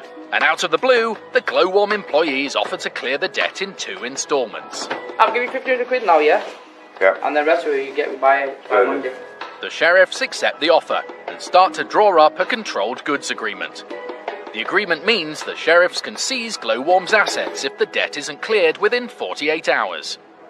With the deal as good as done, our cameraman is asked to leave, so we wait outside for Tracy and Adam to emerge, clutching the cash and counting their good fortune. There weren't a great deal of assets in there. We could have ended up with a couple of boxes of telephones, couldn't we? Couldn't you? To know that the filing cabinets and the telephone systems are little or no value, so I took the decision there to take the cash and give them 48 hours to pay the balance. It'd be stupid for them not to pay it because it will increase the debt if we have to return. Glowworm did pay the balance, on time and in full, and the claimant finally got the money they're owed. As for Tracy, her 8 years as a sheriff have given her the experience and thick skin required to take most things in her stride. The female that we've dealt with referred to me as a snotty cow. Yeah, it's all part and parcel of the job, isn't it? Been called worse, Tracy. I've been called a lot worse. Do you think I'm a snotty cow, Yes. Adam? Yeah.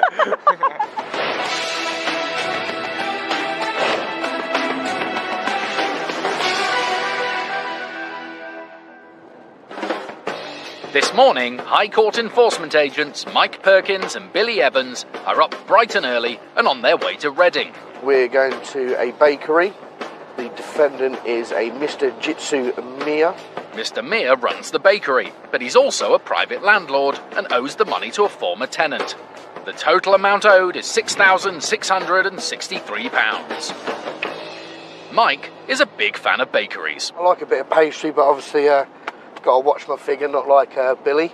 Little Belgian bun. Yeah, I like. Not a fan of Belgian buns. But, sweet tooth or no, the reason for today's visit is unlikely to go down well with Mr. Mia.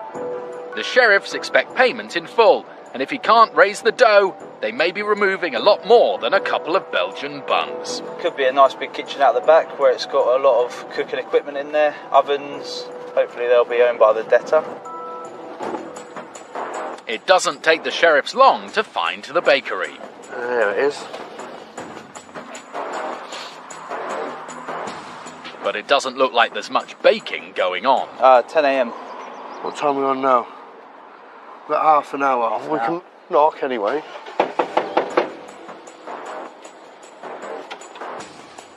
Mike takes a look around the back of the premises, while Billy looks through the window for potential assets. It doesn't look hopeful. The assets within that I can see are quite low value, unfortunately. Meanwhile, Mike's been doing a bit of detective work, and he's discovered an asset that will help give the sheriffs the leverage they need. That vehicle, is it? Yeah. Apparently, the Volvo parked directly outside the bakery belongs to Mr. Mia, so Mike's going to do what Mike does best. Go on then, I suppose I'll be clamping it, won't I? Yeah. We're going to immobilise the Volvo. We're going to sit back in the van for a while. Come 10 o'clock, hoping he turns up in his Mercedes-Benz. We've already got the Volvo clamped, and we'll immobilise his Merc as well.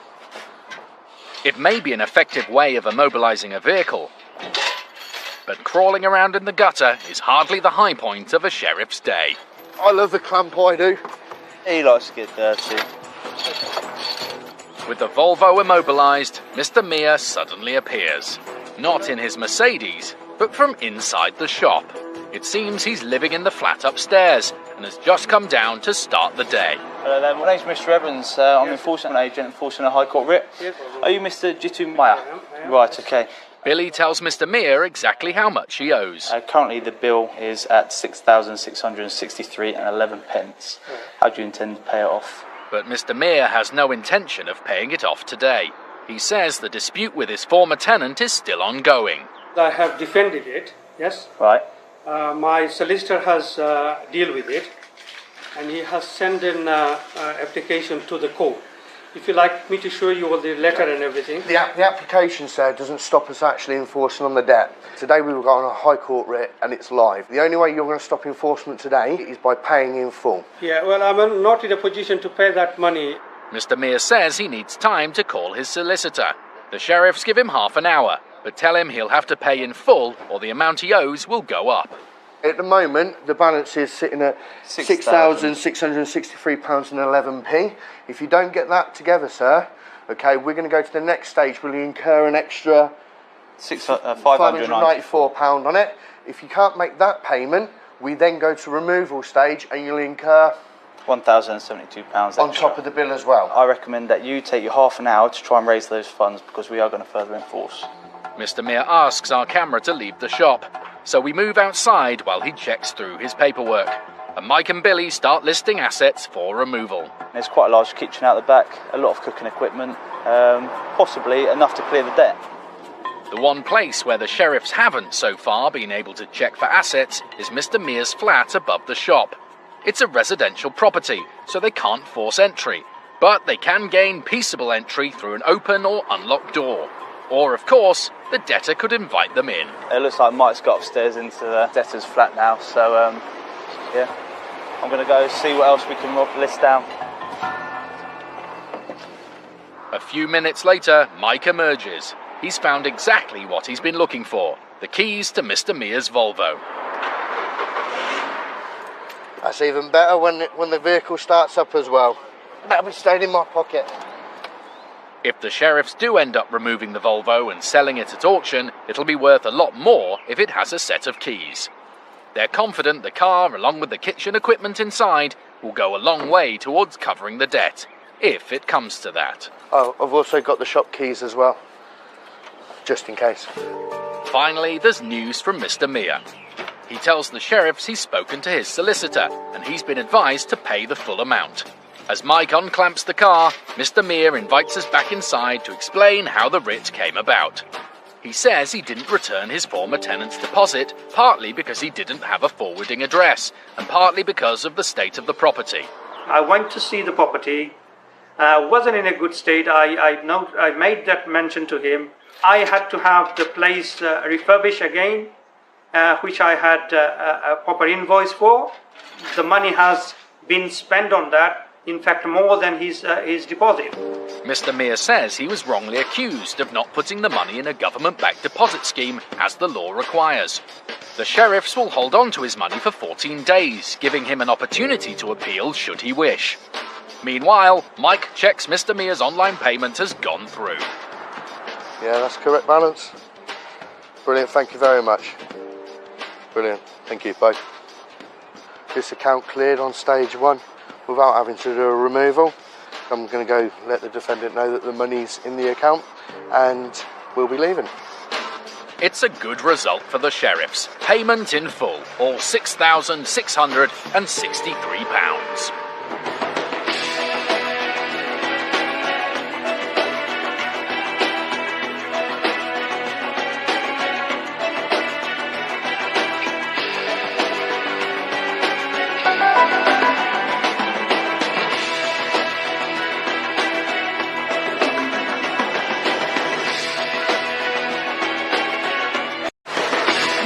The sheriffs. My name's Mr. Griggs. My colleague and I are enforcement agents. Here with a High Court order today.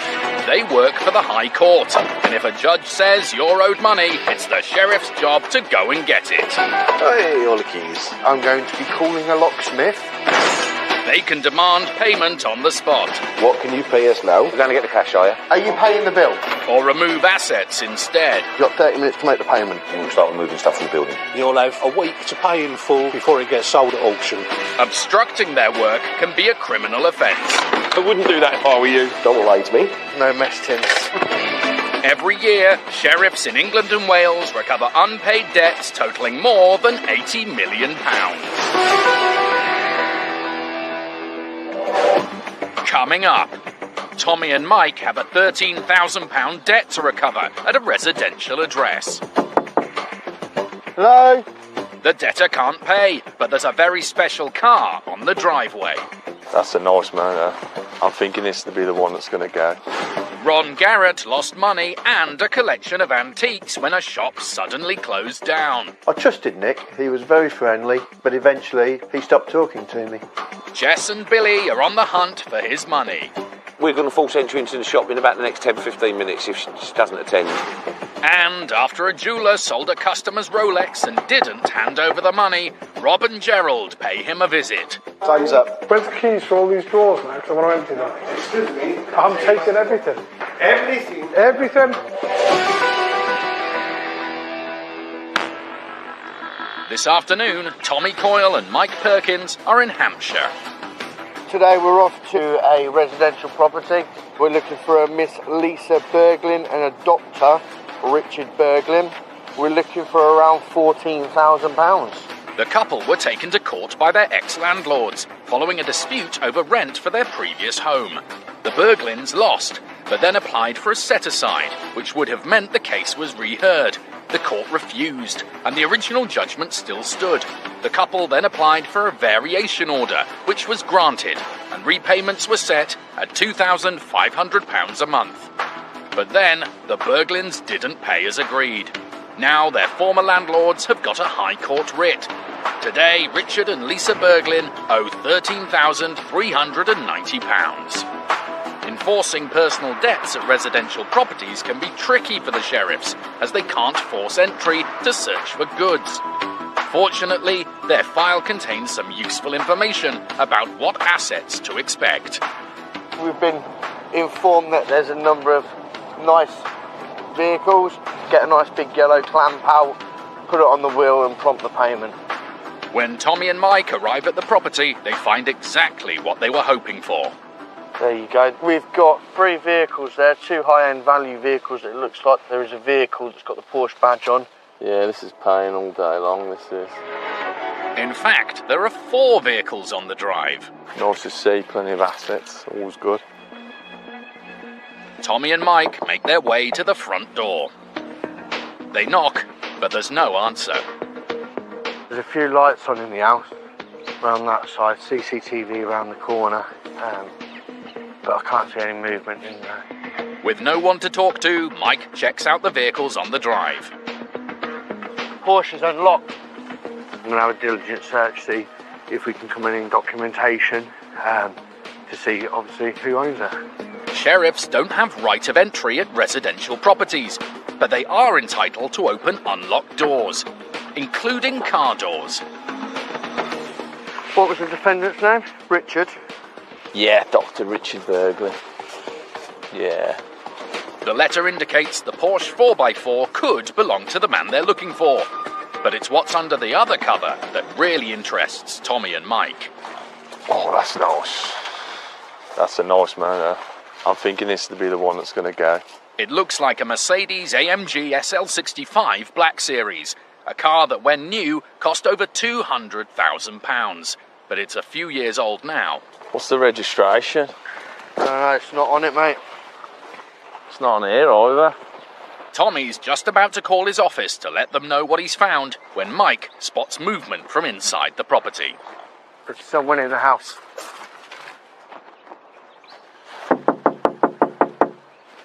Hello? The man comes to the French windows to speak to them. Is it Dr. Berglin? We need to speak to somebody because we're going to be removing some vehicles off the drive. We're enforcement agents.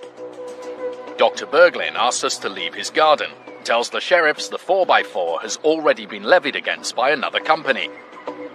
He says the Mercedes sports car belongs to a company that he used to be part of, so neither car can be removed. Tommy's not put off that easily. Well, what's the situation with trying to get this paid then? In the moment, I think we would be interested in that. So, you don't want to try and get this paid then? We're just going to have to carry on for now. We'll have a look at this Merc. With Tommy eyeing up his car, Dr. Berglin comes outside and asks if there's a possibility of setting up a payment plan to clear the debt. We can still look to try and come to some sort of arrangement. I mean, if we're left with no other avenue, then, you know. We're going to need a good down payment due to the fact how much this is worth. But there's no down payment offer on the table. To have any chance of getting their clients' money, the sheriffs might need to take one of the vehicles. The biggest issue is going to be physically moving it. The hydraulic fluid's gone out the front. It can't be moved. It'll have to be basically lifted up, high-up style, onto the back. Moving the Mercedes is making Tommy nervous. It's not made any easier when Dr. Berglin tells them he doesn't have the key for it at the house. It might be time to have another look at the Porsche. In good condition, either car should raise at auction the £13,380 needed. It'll be a lot easier to move, isn't it? Of course it is. Dr. Berglin doesn't have paperwork to prove the Mercedes belongs to a company rather than himself. But he does hand Mike a document which seems to show the Porsche is already under control. Is that the full agreement, is it? Can I have a look at that as well? If the car is on someone else's list, Tommy and Mike can't take it. Mike calls the company to make sure. We just want to find out if you guys have got any interest in this vehicle anymore. They don't. The case is no longer in their hands, and that means the car could be removed. But it's not that simple. This has got no engine in it. There is an engine, it's just... It's just in pieces. The value is dramatically decreased due to the engine being missing. We'll have to do it Fred Flintstone style with your feet out the bottom, run along. Although at first it looked like there were thousands of pounds worth of vehicles on the drive, the sheriffs are struggling. I couldn't think of two worse cars to try and move. At that moment, Dr. Berglin says he has an appointment elsewhere and leaves. He's left us here with this because he knows that this is going to be a nightmare to get out. With an asset worth this much in front of him, Tommy isn't going to give up easily. He gets on to the office. It's not running, but it looks like one hell of a car. But it's that low to the floor, the suspension shot. It's literally hugging the floor. The car's sitting so deep in the gravel, Tommy's worried they'll cause thousands of pounds of damage by trying to move it. Dr. Berglin told Tommy the Merc isn't just a run-of-the-mill factory-spec supercar. It's apparently had a McLaren engine conversion. The office is impressed. Super rare. Super rare. It's super rare. It's going. It's not often the sheriffs think they'll recover nearly £14,000 for their client in one visit to a residential property. And despite the difficulty in removing the car, Tommy's mind is made up. We're looking at taking this asset, which we believe there's a lot of value in it. At the moment, we're getting some specialist contractors down here, can uplift it, pull it on the back, gone, job done. Job done, as Mr. Cora said. He calls his favourite removal man, and it looks like he'll get the car removed and the debt repaid. Bye-bye, bye-bye. We apparently removed Ferraris, very low profile in the past. So he's got a vehicle that should be able to do it. So it's looking good. The only issue we've got against us now is time running away and it's getting dark. So I'd rather not be doing it in the dark. Tommy takes a photo and sends it over for his man to evaluate. But he doesn't get the answer he was hoping for.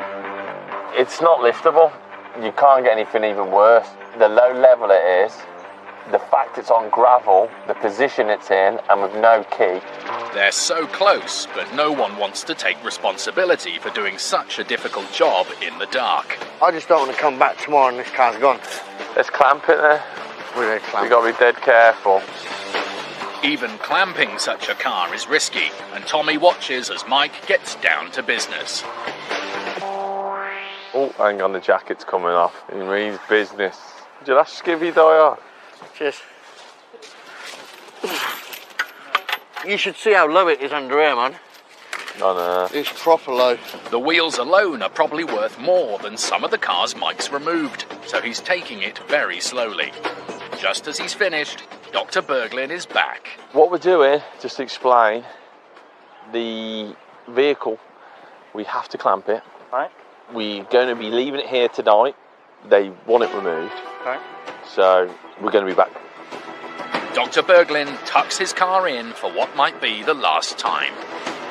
And that's as far as the sheriffs can go tonight. If Dr. Berglin wants to save his car, he's got an extra day to come up with the money. Later, Tommy and Mike return in daylight, and this time with a recovery truck.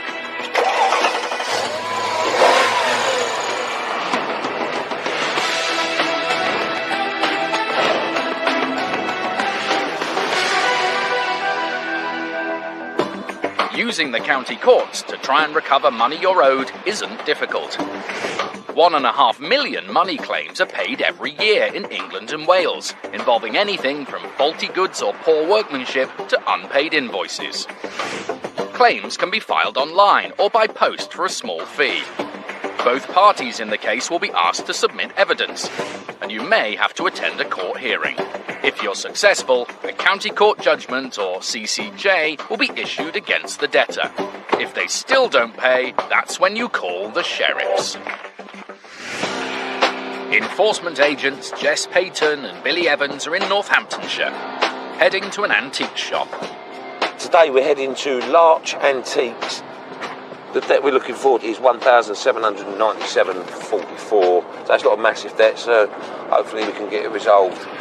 The writ is against a Mr. and Mrs. Hunter. They used to run a different antique shop nearby, which closed, owing money to Ron Garrett. He and his late wife Karen were enthusiastic collectors. Now 70, Ron met Karen in 1968. I was in the Air Force, working on the Vulcan bomber. I met Karen on a blind date. I don't like dancing particularly, but I must have had a bit of a jig and a few pints and so on. I fell in love straight away. She was absolutely gorgeous. We were married for 42 years. In that time, they developed a shared passion for antiques. Most Sundays, probably Saturdays as well, we used to go to a fair or a flea market. I collected lots of writing instruments, writing boxes. Karen liked anything that was old, especially Victorian sewing pieces. In 2012, after suffering from cancer for some time, Karen passed away. I miss her every day. I didn't want to come home without her. It was God's own job just to shut the curtains. Ron handed down some of their most precious items to their 2 children, but eventually decided that much of the collection should be sold. It's a hard decision because we'd collected all the parts together. I remember her saying loads of times, because obviously Karen knew she was dying as well, and she said, "Don't you sell my stuff." I'm expecting a bolt of lightning coming through the ceiling any time. I do feel guilty, but the kids don't want them all, and I don't want them to end up in house clearance. Ron found a local antique shop called Hunter's Emporium, run by Nick and Helen Hunter. He rented some cabinet space in their shop, and they began to sell the items on his behalf. Nick and Helen were so friendly, and I trusted them. She paid me monthly. Some months it was very slow to get my money, and very often there'd be certain things missing from a sales invoice. They'd obviously sold it and not recorded it. I used to point it out, and they'd just pay me the money. There was no argument about it. Despite the discrepancies in the bookkeeping, Ron kept up the arrangement for 2 years. Then something happened that prevented him from making his regular visits to the shop. I was trimming trees in my garden, and I came down on my back. I broke my back and 3 ribs, and also damaged a kidney. So I was in hospital for 9 weeks, and I wasn't able to go over there and check my stock, check what had been sold and not, and so on. When he came home, Ron discovered that Hunter's Emporium had closed down. He got a final sales invoice for £350 and arranged to collect the unsold items from the shop. I noticed straight away that there were certain parts missing, and Nick said, "Oh, I've had some of that." You know, he said, "I like your stuff," and he said, "I've had some of that." So he said, "I'll make sure you get your money." The dealer said he'd bought some of Ron's pieces for himself and promised to pay what was owed. We kept in touch with texts, asked him when I'd get my money, and one of the times he said, "I haven't got any money at the moment, but as soon as I have, you'll be the first one to get it." So I trusted Nick. He was very friendly, called me mate, shook my hand, but eventually something happened and he stopped talking to me. At that point, Ron lost contact with both Nick and Helen. He was owed £350 in sales and another £400 from the missing items. I was watching the sheriff programme on the television, and I thought, I wonder if they could help me. I ran it past my son, and he said, "Oh, I don't think your case is big enough, Dad. They probably wouldn't want to bother with it." I looked it up. It said anything over £600. So I thought, well, mine's over £600, not by much, but it's over £600. Before he could engage the sheriffs, Ron had to get a county court judgment. The shop was gone, but a friend gave him Helen Hunter's address, and he hand-delivered the court paperwork. He never got a reply, and after 2 weeks, the court granted him a default judgment. When that too was ignored, he upgraded to the High Court and got a writ. Since then, Ron's done more digging and found there's now a new shop, Larch Antiques. I've quite enjoyed doing the detective work, and I'm really hoping that the sheriffs will be able to get my money back for me. After going through court, the total debt now stands at £1,797.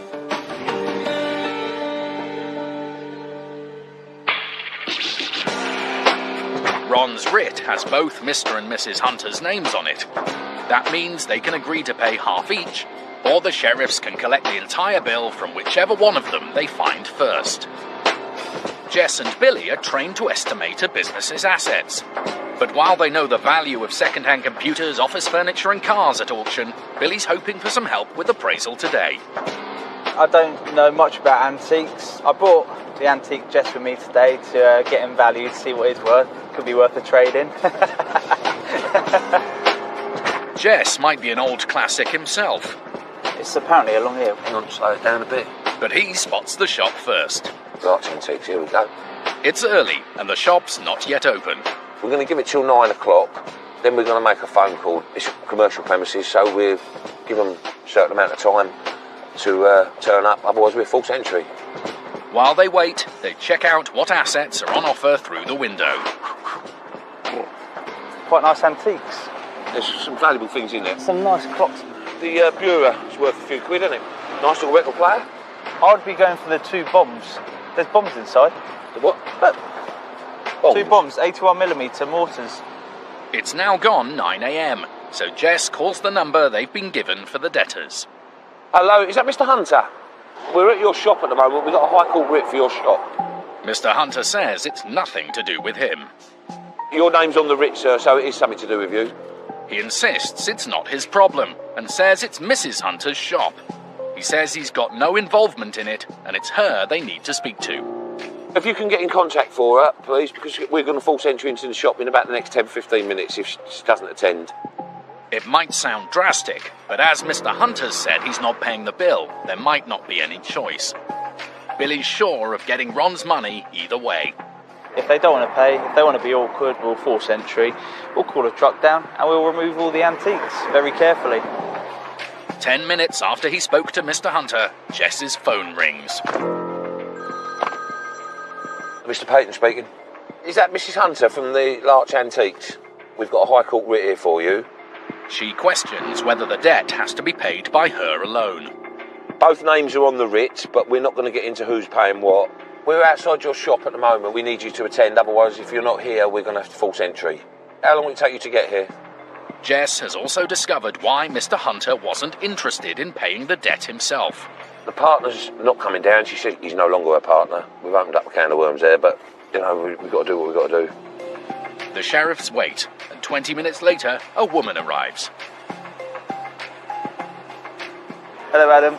You Mrs. Hunter? Yeah. Yeah, I'll just explain. We're High Court enforcement agents. Yeah, that's fine. I don't want the cameras in here, thank you. Jess and Billy head into the shop, and we continue filming from the road. Right, so what it is, we've got a High Court writ against Mrs. Hunter and Mr. Hunter. To the sheriff's surprise, Mrs. Hunter says she wants to pay and get it over with, and she's brought the cash to do so. So it's £1,797.44. But she's not got that much. She says she thought the debt stood at £1,100, and that's how much she's brought along. What's happened is, because we've attended today, the fees have now been put on top of it. So you have received an NOE, which would have been the lesser amount, but because you didn't pay it within the 7 days, and we've now come out, it's now gone up. She says she doesn't have any more cash, and they'll have to take goods. But the sheriffs don't think that's in her best interests. Okay, it does go up. If we start removing, it's going to go to stage 3 then, which will be 2,427 plus any removals. She says she has some more money in her bank. She takes them into the back office, where she also hands over the cash she's come in with. What did you say was here at 1,100, Jeff? You check that, yeah. So we'll give you a cash receipt for the cash. There'll be 697.44 is what we'd need. Billy suggests a bank transfer for the remainder, but Mrs. Hunter doesn't have the card reader necessary to use her internet banking. But she does find another £100 in cash in the office. That's 1,200 in cash. Jess comes outside to fill us in. She's paid the 1,200 cash now. Billy's just sorting the last payment out with her now, and that should be us here done. But inside the shop, Mrs. Hunter's attempts to pay the remaining £597.44 through the sheriff's web system have been declined. They won't leave with it still outstanding, so she says she'll have to go and get more cash. Obviously we're not going to leave now because she hasn't paid the debt in full, so we'll stay in the shop. Inside, Billy isn't wasting time. Although they're sure of getting paid, he still wants to check out the rest of the assets. I think he's found his niche. He's walking around looking at all the prices of everything. He's seeing stuff in there he's never seen in his life, I think. He's only a baby, isn't he? I better put that down.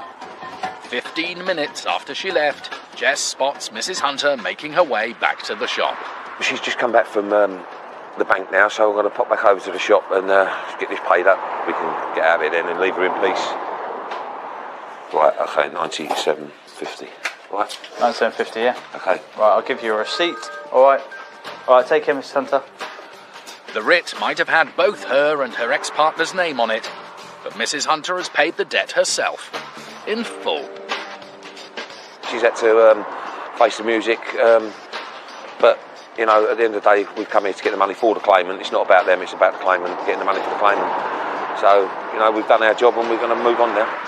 Whether Helen Hunter tries to get Nick Hunter to pay his share of the debt is up to her. But Ron Garrett has now finally got the money he's owed. I think justice has been done. I'm sure Karen will be proud of me. If you're owed money, chase them.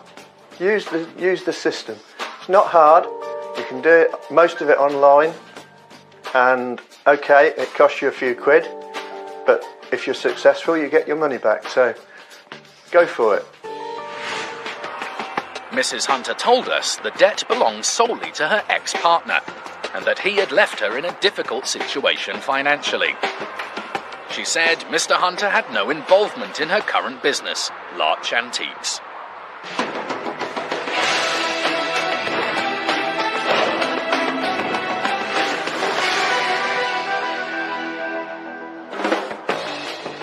This afternoon, enforcement agents Rob Foster and Gerald Anderson are on their way to another commercial premises where they're expecting to find valuable items on display. Going to a jeweller's today, Connaught Jewellers. Looking at a debt just under £3,000. The sheriff's claimant gave Connaught Jewellers a Rolex to sell on his behalf. They did so, but he was never paid the money from the sale. The jewellers gave the claimant 3 cheques for payment, but all 3 cheques bounced. It's not a mistake the sheriffs are going to repeat. As a general rule, we don't accept cheques. They're too easy to bounce. It ends up creating more problems, costing more money, requiring further attendances, etc. So no, cheques are they're generally out of the question. After the bounced cheques, the customer took the shop to court. The shop didn't defend the case, and now they owe £2,827. Connaught Jewellers there on the left-hand side. Looks quite decent. It's a jeweller's. The lights are on and there is stock in the window. They're expecting an upmarket jewellers to have no trouble coming up with just under £3,000. They park around the corner, but when they get back to the shop, it's locked up.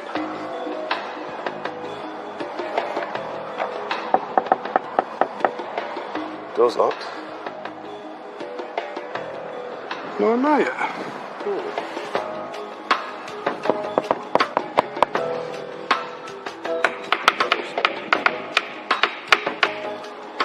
I don't think he's gone for lunch. There's a coat on the back of the chair, isn't there? Yeah. He could well be in there. You can't tell if the door's locked because he's gone for lunch or if the door's locked because he's in the back. There's a mobile number on the file, so I'm ringing it now. The sheriffs have the power to force entry to a commercial property like this one, but they'd rather make contact with the debtor first. There's no answer, no voicemail or anything on his mobile. Well, the worst comes to the worst.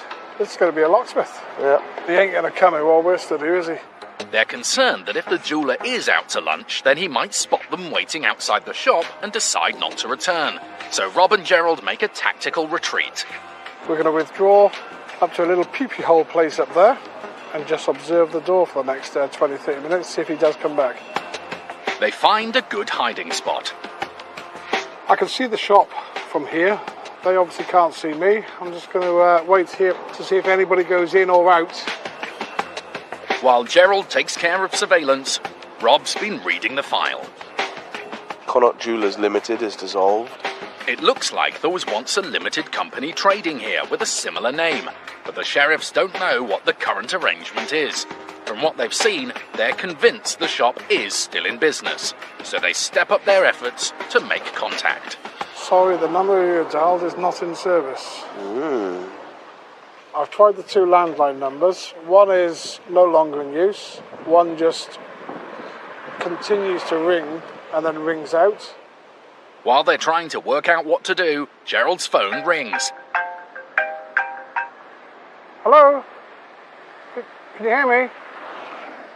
But it's a private number, and whoever's on the other end of it isn't saying anything. Moments later, Rob gets the same call. Private number.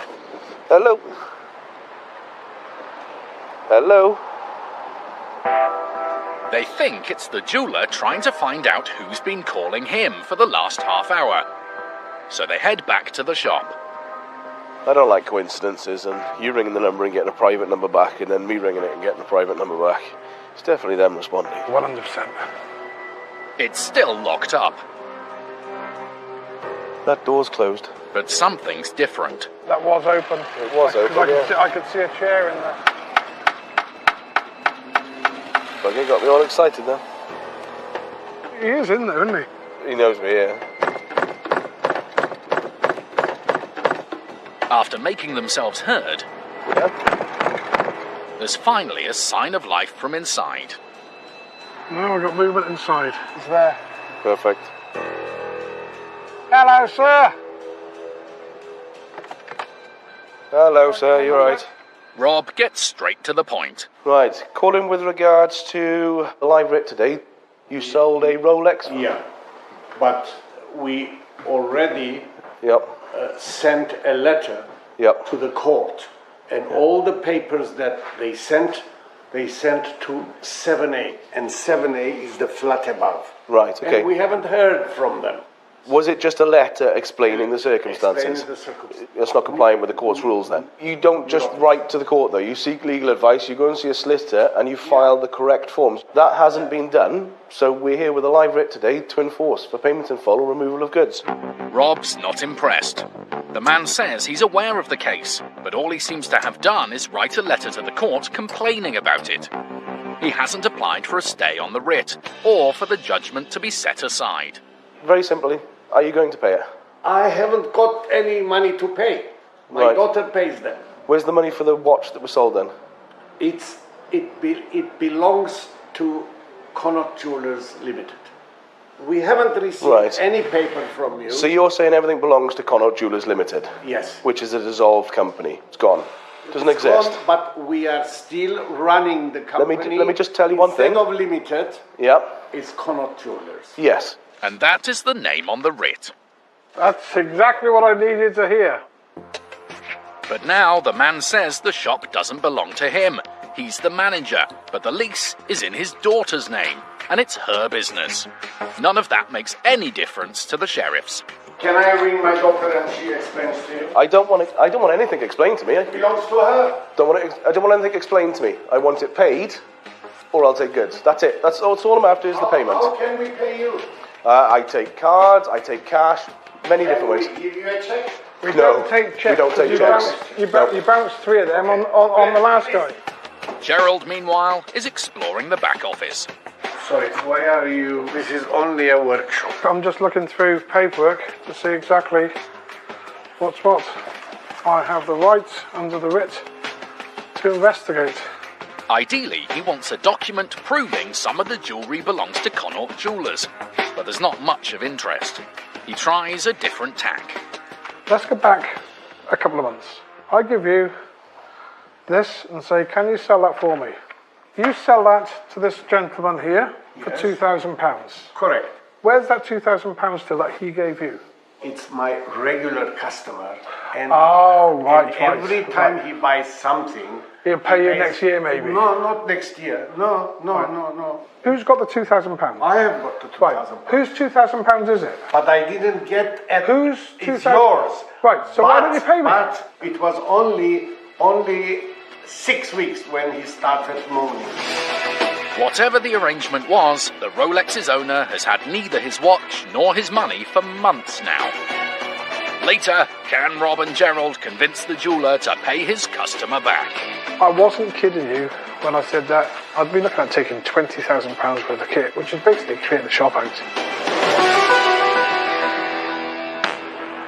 If you've won a county court judgment and haven't been paid, for £66 you can get the case transferred up to the High Court, which will issue a writ for enforcement by the sheriffs. I'm an enforcement agent enforcing a High Court writ. I'm here just to execute the court order. They've got more powers than county court bailiffs. We're going to remove cars. If you obstruct myself or my colleague, it is a criminal offence.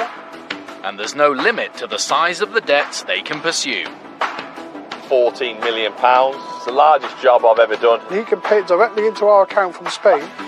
If they're successful, they will recover your money and costs from the debtor. Thanks. Thank you.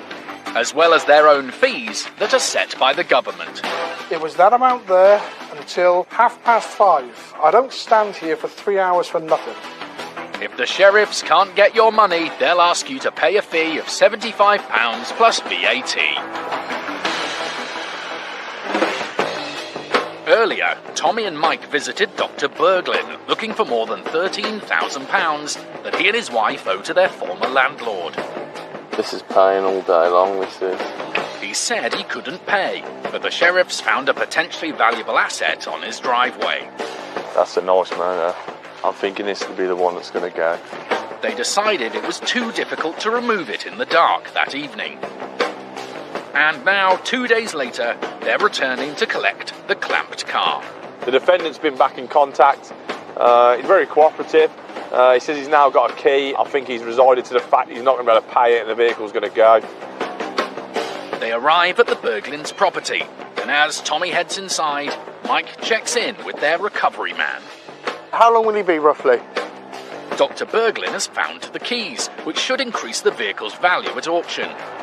He's also going to start it, so the sheriff's removal man doesn't cause any damage trying to lift it off the gravel. Oh, woohoo! That sounds gorgeous, doesn't it? Does sound racy, doesn't it?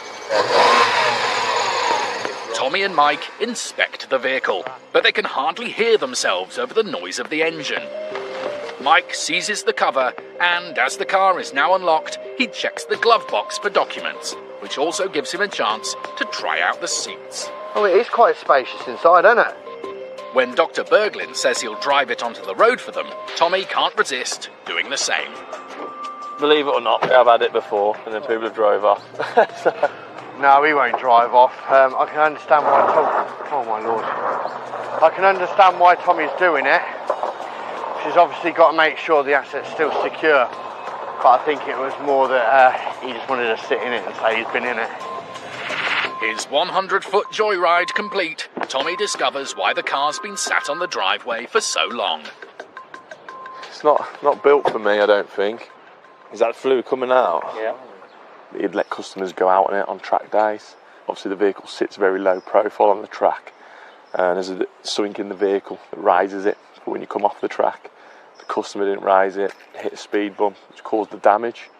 We could see the fluids coming out the front. The sheriffs are hoping it's just a leaky hose, and the damage isn't severe enough to put off potential bidders at auction.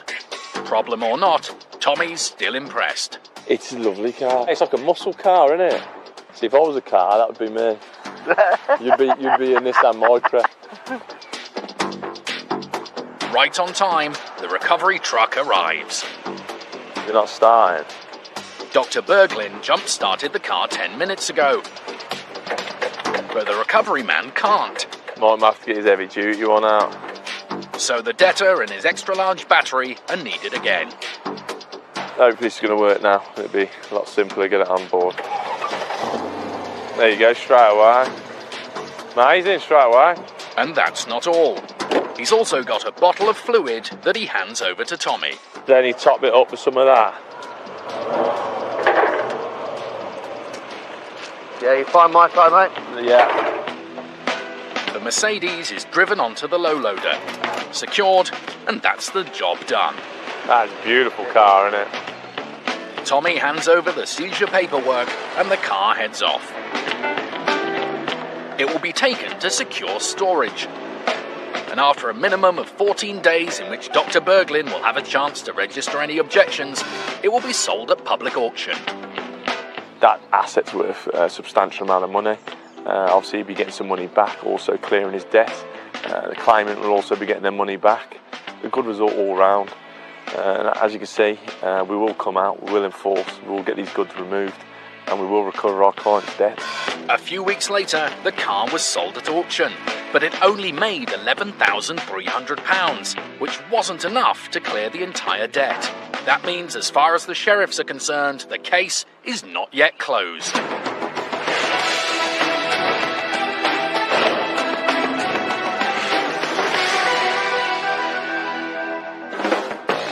Rob and Gerald are still in a jeweller's in West London, trying to get more than £2,000 for a customer who wasn't paid when the shop sold a Rolex on his behalf.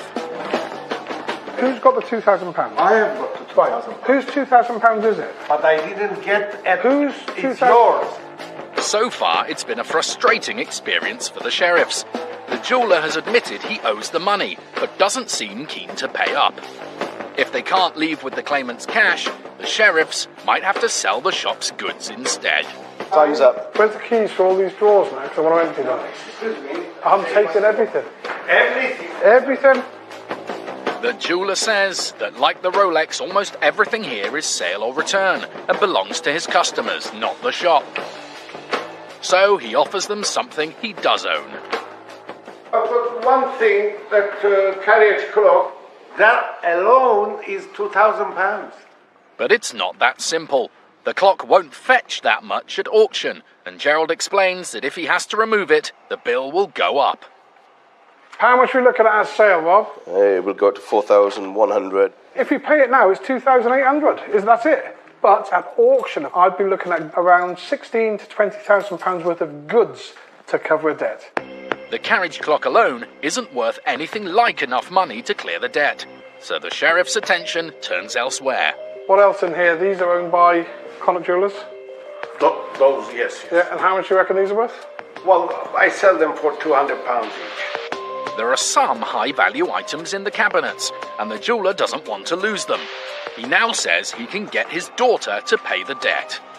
If you give us 24 hours, we will pay you.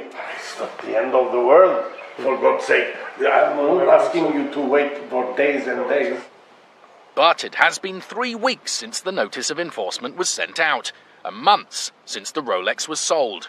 If the man's daughter is going to pay, Gerald doesn't want it put off any longer. I can send you a link to your daughter for her to just put down. It's done. Let me tell you one thing. She cannot leave the office. She doesn't have to leave the office. Sir, all I'd have to do for your daughter, she can stay sat in her desk behind wherever she is. I send her a text on her phone, and on the text on the phone it'll say, put your card detail in here. She can do it on the phone text, done, finished. But even that isn't going to work. The man says his daughter is too busy and can't pay the sheriffs now. I cannot believe that you cannot get hold of your daughter. She is the supervisor. She doesn't even talk to me. Can you assure me in 24 hours that debt will be paid? Yes. Yeah? Yes. I don't believe a word. Please, I don't have to lie to you. I'm 73 years old. It's been 2 hours since they first knocked on the door, and Gerald has finally extracted a promise of payment from the jeweller. Rob thinks that's as good as they'll get today, and decides to give the jeweller the time he says he needs. So we can do a control goods agreement. You sign it, I sign it, and we give you 24 hours to settle it in full. Gerald lets the man know it doesn't mean he's off the hook. If it's not paid by that time, we then end up coming back. Whether you're here or not, we'd get a locksmith and open the place up. And I wasn't kidding you when I said that I'd be looking at taking £20,000 worth of kit, which is basically clear the shop out. Rob and Gerald go through the assets and list everything the man agrees belongs to the shop. All these watches, Connaught Jewellers, yeah? The watches, yes. Swiss. Swiss. So that's the manufacturer's Swiss. 1, 2, 3, 4, 5, 6, 7 wrist bracelets. The sheriffs are never happy to leave a job without getting paid, but they've done all they can today. Rob gives the man the control of goods agreement to sign. Right there, perfect, yep. And with that, the shop's stock technically belongs to the court until the debt is paid.